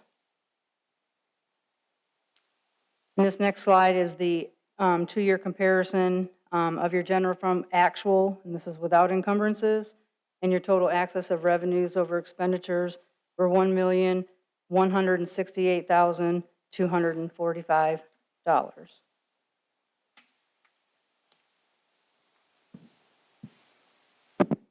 And this is a summary of your expenditures by department. And overall total expenditures are at 48.60% of budget, which is 9.71% less than the monthly projection of 58.31%.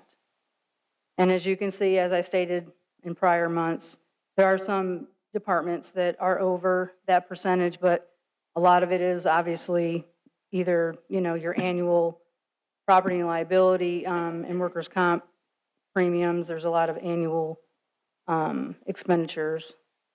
But overall, I think the highest is your emergency management, and that's due to the winter storm Gianna. So I will be coming back with a budget amendment with that. But overall, we're in good shape. And this is our Stormwater Enterprise Fund, and total excess of revenues over expenditures are $75,576. I'm sure there's still stormwater things that have to be done. We're just waiting for, with the Public Works Director. John's got a lot on his plate. And here's our Solid Waste Enterprise Fund, and total excess revenues over expenditures were $3,692.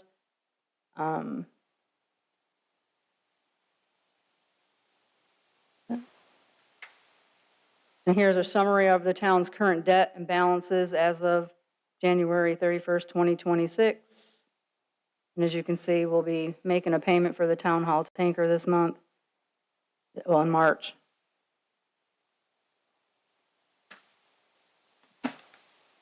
And here's a summary of cash accounts and their current balances as of January 31st, 2026.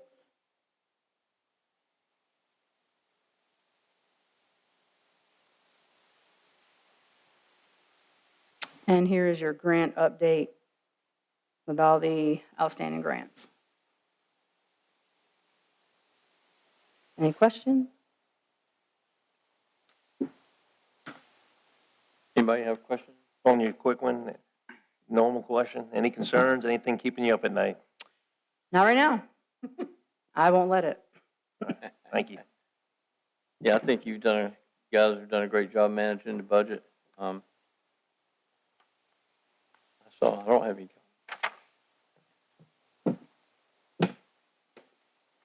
All right, the future agenda would be Elisa.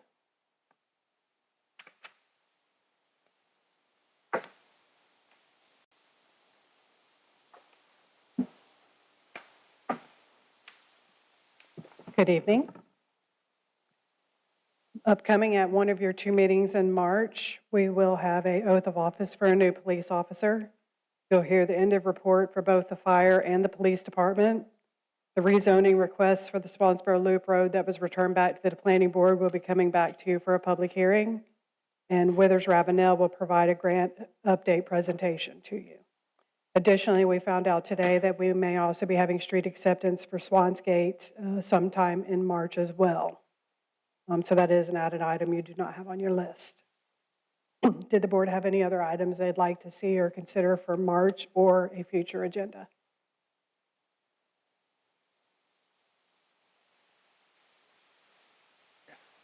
Oh, yeah. You ready for future agenda first? Go ahead. So obviously, recently we sat down and discussed the historical committee issues. Is I'd like to hear from the lawyer, what is our next move for people that are violating? Where is our bite? That's the word that everybody keeps using, bite, to make sure people are adhering to regulations, rules, is try to find that out. And then the other is... Can I interject something real quick? Would that be from Raz? Would we have to get direction from Raz on where we are at with that, right? Then the other is, we'd mentioned the stoplights. Contacted someone to review how our stoplights are through the town. Yes, with NCDOT. Yeah, Lisa, if I may, I think we talked about traffic light synchronization and optimization of turn signals.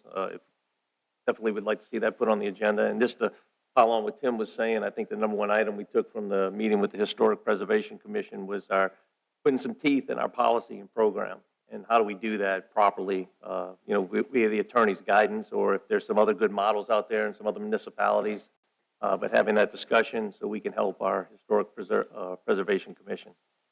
But right now for the stoplights with NCDOT, that's going to be just communication with them about the desires. It may not necessarily be an agenda item where something will come in front of you for that. It will just be communications with them with our desires to wanting that updated. Do you think that's something that would be appropriate to bring up at the next Jumbo meeting, since they deal with that kind of stuff? It might come up because We've got a meeting on the 12th of next month, so. It might even come up anyway. Yeah, Bill, if you could, Tim can go with you to that meeting. Take whoever wants to go. Take whoever wants to go. You have it? My turn? Okay. Yep. Um, You're staring at me. Town manager, you already know what I'm going to ask for. It's going to be revisitation of our SIP, the capital investment plan, and making sure that's part of, having a discussion, making sure that's part of the next budget workshop we do. So basically explaining it, defining it to us, what it's going to cover, and then obviously addressing the 2024 to 2025 budget and the future budget, okay? Is that it? Good. Future agenda? Everybody? Yeah. May I? Go ahead. Yeah. Yes, with the capital investment plan, I'd like to see that. And also, we had gotten an update from Anna about pickleball. So I'd like to see that on the agenda for adjustment, discussions on what we're going to do with that. Would we tie that in with the skateboard park? Could we do that at the same time, or is that a separate issue, do you think? I think separate. Separate, I would think. Just double checking. I'm not sure. Yeah, go ahead, Wayne. And just an item, John, when, as we move forward with the public safety building, I know you put something out to us a couple of weeks back about something you got from the League of Municipalities course that we all went to about a project advisor. I gave you my thoughts on that. I thought there was some merit to scrutinizing that as we move forward, especially with a project of this scope and size, which I think is the largest we've ever had in Swansboro. At least, correct me if I'm wrong, but I would just offer if for some more discussions about that, and based on your recommendation, if you feel that's something strongly we need to pursue. Thank you. Yeah, I don't have anything. I think right now I'll just let it ride with what we've got. Thank you. Thank you. So there's no items moved from consent, so I guess that would lead us into public comment number 2, and no one has signed up for that. So I'm assuming no one would like to speak. Okay. Now we're moving on to the manager's comments. That would be John. Mayor, Board, good evening. I want to just bring you up to date on a few projects that we've experienced some movement on in the last couple of weeks. Everything I'm going to discuss is in your agenda packet. Each month in the second board meeting, we update the projects brief. That's tonight, it's on page 82. There's 20, 30 pages of projects, just trying to give you a history of all the projects. Just each month, what's highlighted in green is any activity that has changed. So as you're reading, you'll see what might be updated on a particular project. One project that is not in there, but you're probably well aware of, is the Duke Energy pole replacement project in the Swansboro service area. You probably noticed that Duke and their contractors have been all over the area replacing many poles, new wire, a lot of infrastructure to harden the electrical system in our service area. They've got one project they are going to have requested our help on is to replace about 6 poles downtown on 2 on Water Street, or 2 on Front Street, 4 on Water Street. Just given where the location is, it's kind of difficult. It's not in an area where they're unobstructed and there's a lot of things going on downtown. There's about 36 businesses and residences that are going to be affected. The power's going to need to be out for about 8 hours as they transition from the old service to the new service.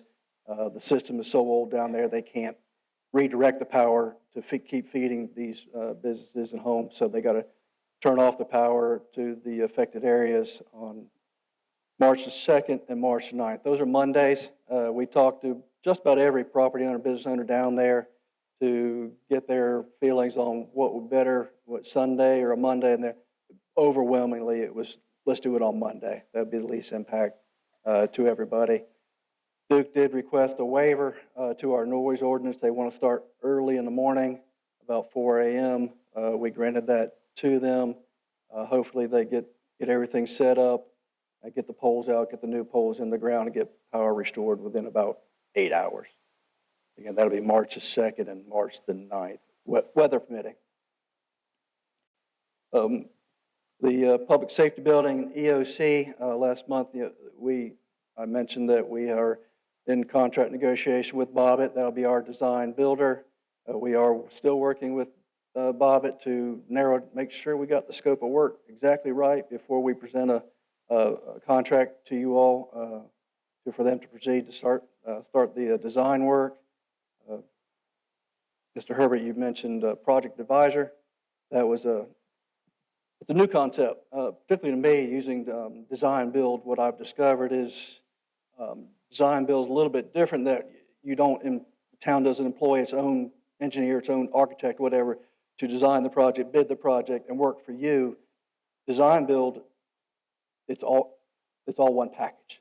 They do it all for you. And so you may want to consider, at least I'm considering, that a project advisor would be somebody who we employ as a third party that would oversee everything that they're doing, just to give it another set of eyes, give them the scale of this project. In Swansboro, probably one of the biggest ones we've done in many, many years, and probably will be in the near future. So I just want to make sure that everything that we're being promised and we're paying for is we're spending our dollars appropriately. So that'd be something of course, we would have to, again, you'd have to put that out for an RFQ. There are firms out there that's what they do. They specialize in being your project advisor. School of Government has written numerous reports on the use of them. Design build is kind of it's not as new as it used to be. It's been out for quite a while, but local governments, it took a while for local governments to get into it, but it's definitely got its advantages, but you do need to be aware of certain things.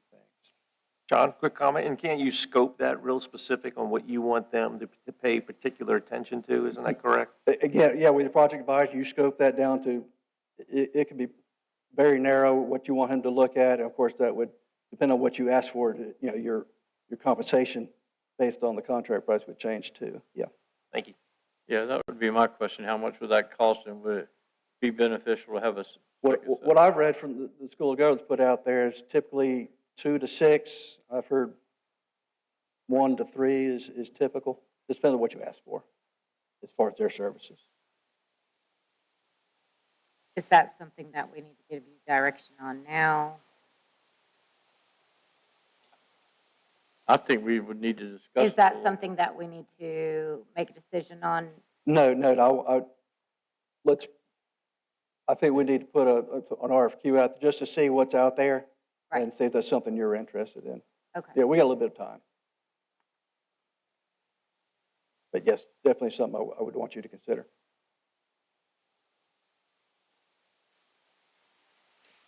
The visitor center, I recall last month I informed the board that we had a new revised floor plan based on your desire to transition the visitor center into a transient boater facility.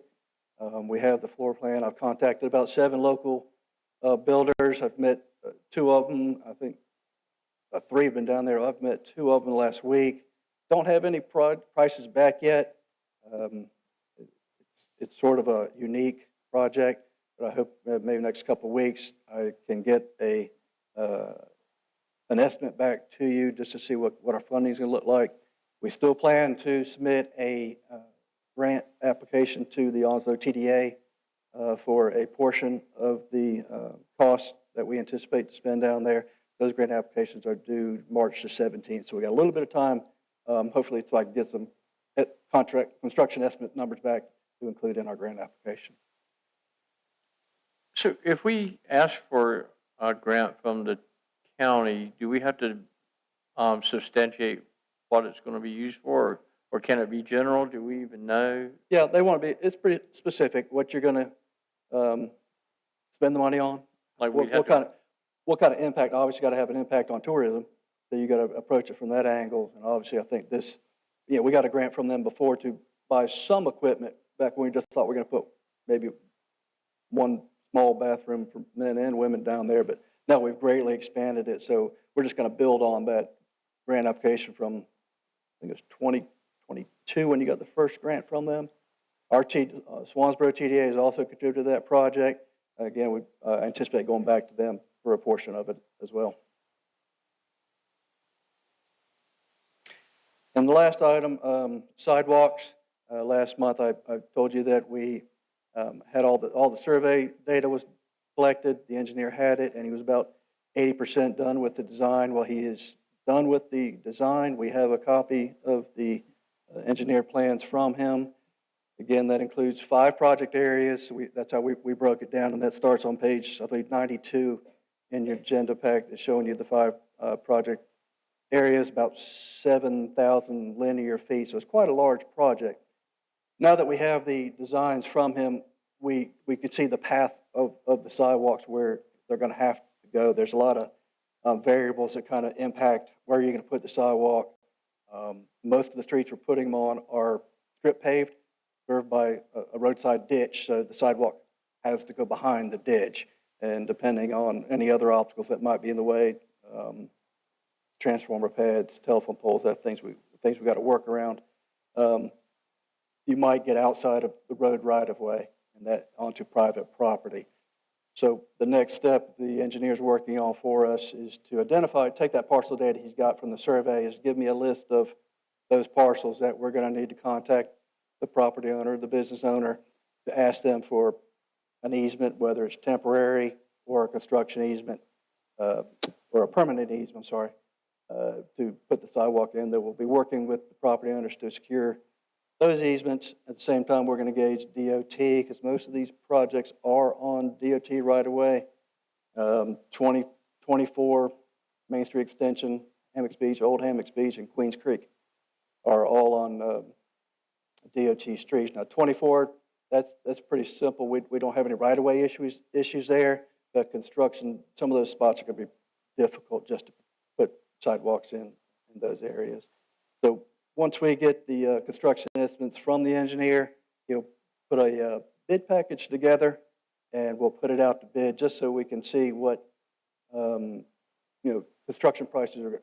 His estimates might be accurate, but you won't know until you put it out to bid, and contractors let you know what it's actually going to cost. And at that time, we'll come back to the board. And in the meantime, we'll be seeking grant funds. As we had put in our budget earlier this year, we anticipated to fund projects with grants, where we're actively working for those. So this will give us time as we're trying to secure easements to continue to look for funding opportunities. So as soon as we have those estimates, I'll forward those to you. And in the meantime, we'll getting the project package together to put out the bid. So it's a process. Easements, can be a challenge. Most people, I think, will probably at least engage us to talk about an easement. The town attorney will be a great help in creating the legal documents that we need to secure the easement. So a little bit of work, but at least we're making progress on it. That's all I have, unless you have any questions for me. I have a question. Go ahead. One of those priorities that we had was, it got added in last year about the schools, the sidewalks to the schools. That's a pretty large stretch. I think it's actually the largest stretch right now. And that land, when DOT and the schools, should we be talking to the Board of Education in Onslow County, DOT, to help funding us that stretch around On Queens Creek and 24, yeah, those are the two property owners in that one project area. There's only two property owners on that entire project. That's DOT and Onslow County School System. Certainly. you would think that would be a priority for them also. Three schools on one corner. Right. Sidewalk. There are funds out there for grants to tie schools and parks together. So this would be a good one for apply for something like that.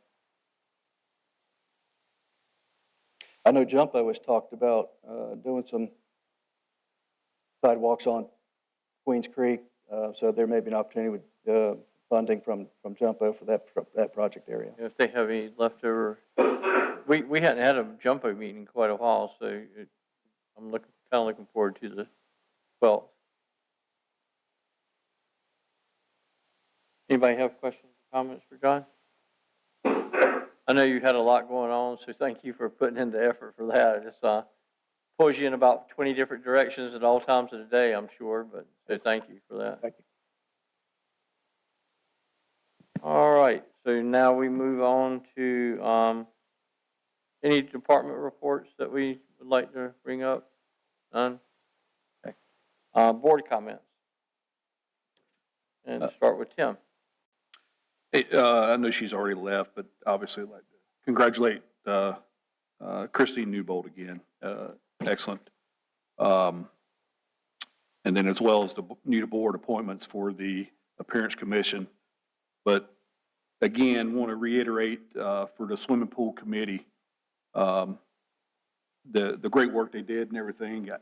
You know, obviously we take a look at everything and don't take it for granted.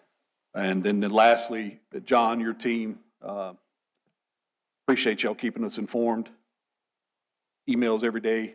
The ladies, they respond right away when we send something out. So it's really appreciated for the team. That's all I got. Doug? Thank you for coming out tonight, folks, and listening to another fun-filled meeting we have here in Swansboro. Bless you on the way home, okay? Staff, thank you for putting together an excellent presentation. Decisions are decisions at the end of the day, and that's what they are. Was that all you got to say about that?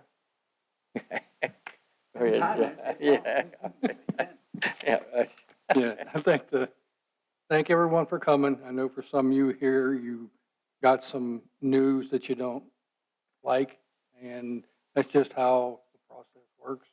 There's a lot of things that those of us who voted to suspend went through a lot to make that decision. It's not as easy as people think it is. But thanks to the staff for your help. Rebecca, once again, she got me some last minute information, and I appreciate that. Chief, tell all your folks to stay safe, both of you, both chiefs. And thanks, Lisa and John. Hey, as everyone said, thanks for everyone for being here tonight. Matthew, outstanding brief, save everything. You're a Marine, former Marine, so you know that motto, save everything, because it could come in handy potentially in the future. Want to thank everyone who spoke tonight. We definitely appreciate hearing from all them members of the community, and also congratulations everyone who's was appointed to the Swansboro Appearance Commission. From talking to a member of the town staff, we haven't started a new advisory board in well over a decade, if not longer. So we're looking forward to seeing the input that they provide in support of the citizens of Swansboro. As Commissioner Benoit said, it was a pleasure recognizing Kristen tonight. I hope we get the opportunity to recognize more young people in the community, organizations in the community, sports teams, individuals who do superb work out there. We're doing outstanding things. A collective make Swansboro a great place to live. Thank you. Tamara? Thank you, everybody, for came out tonight and spoke. Congratulations to the appointees. I don't think anybody. Matthew, I know you'll continue working on that. I'm sure you'll bring something great back to us. I have no doubt y'all will find something to push forward. Staff, John, Elisa, thank you. Sonia, Rebecca, Chief, Anna, thank you for all you do.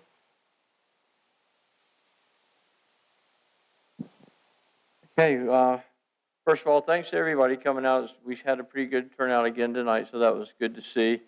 Congratulations to the new board members and to our students at any level that attain recognition. And if you happen to know someone that you feel like needs recognition, whether it's a citizen or a student or a business leader, please reach out and let us know so maybe we can recognize them as well. I will say, as John talked about, Duke will be doing their work on the 2nd of March and the 9th of March. And from my perspective, and I think it probably is, they were really good to work with in that they came and met with us and tried to get feedback from the town before they came in and started turning people's power off. They probably had to deal with people that weren't too happy in the past, and they've learned from their experiences. But and from my perspective, they were really good to work with, as our town staff was. I mean, you guys have been flexible and been jerked around a little bit, and the businesses have been as well a little bit. So I'm just thankful that we have such an involved community, and let's try to keep it that way and grow it. I feel your pain, Matt, because I know you put a lot of dedication into it, and I hate to. I'm not trying to beat a dead horse or ride it into the dirt, but thank you so much for your commitment. That makes me want to try to do something, not that I can, but put people's heads together. You never know what we might can come up with. So with that being said, not sure I congratulated the Parks and Rec on their T-shirt. We got that's actually pretty neat that we got an award for our Mullet Festival T-shirt. So congratulations on that. And thankful for our town department heads, every one of them, and staffs. So with that being said, do I have a motion to adjourn? Second? Second. All in favor? Aye. Aye. All right, all opposed? Okay, meeting adjourned. Sure.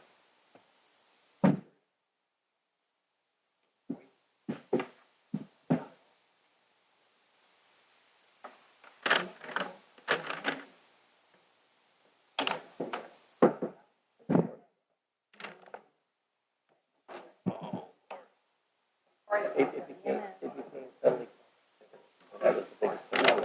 But you know what I mean, it's just an idea, trust me, whatever we can do.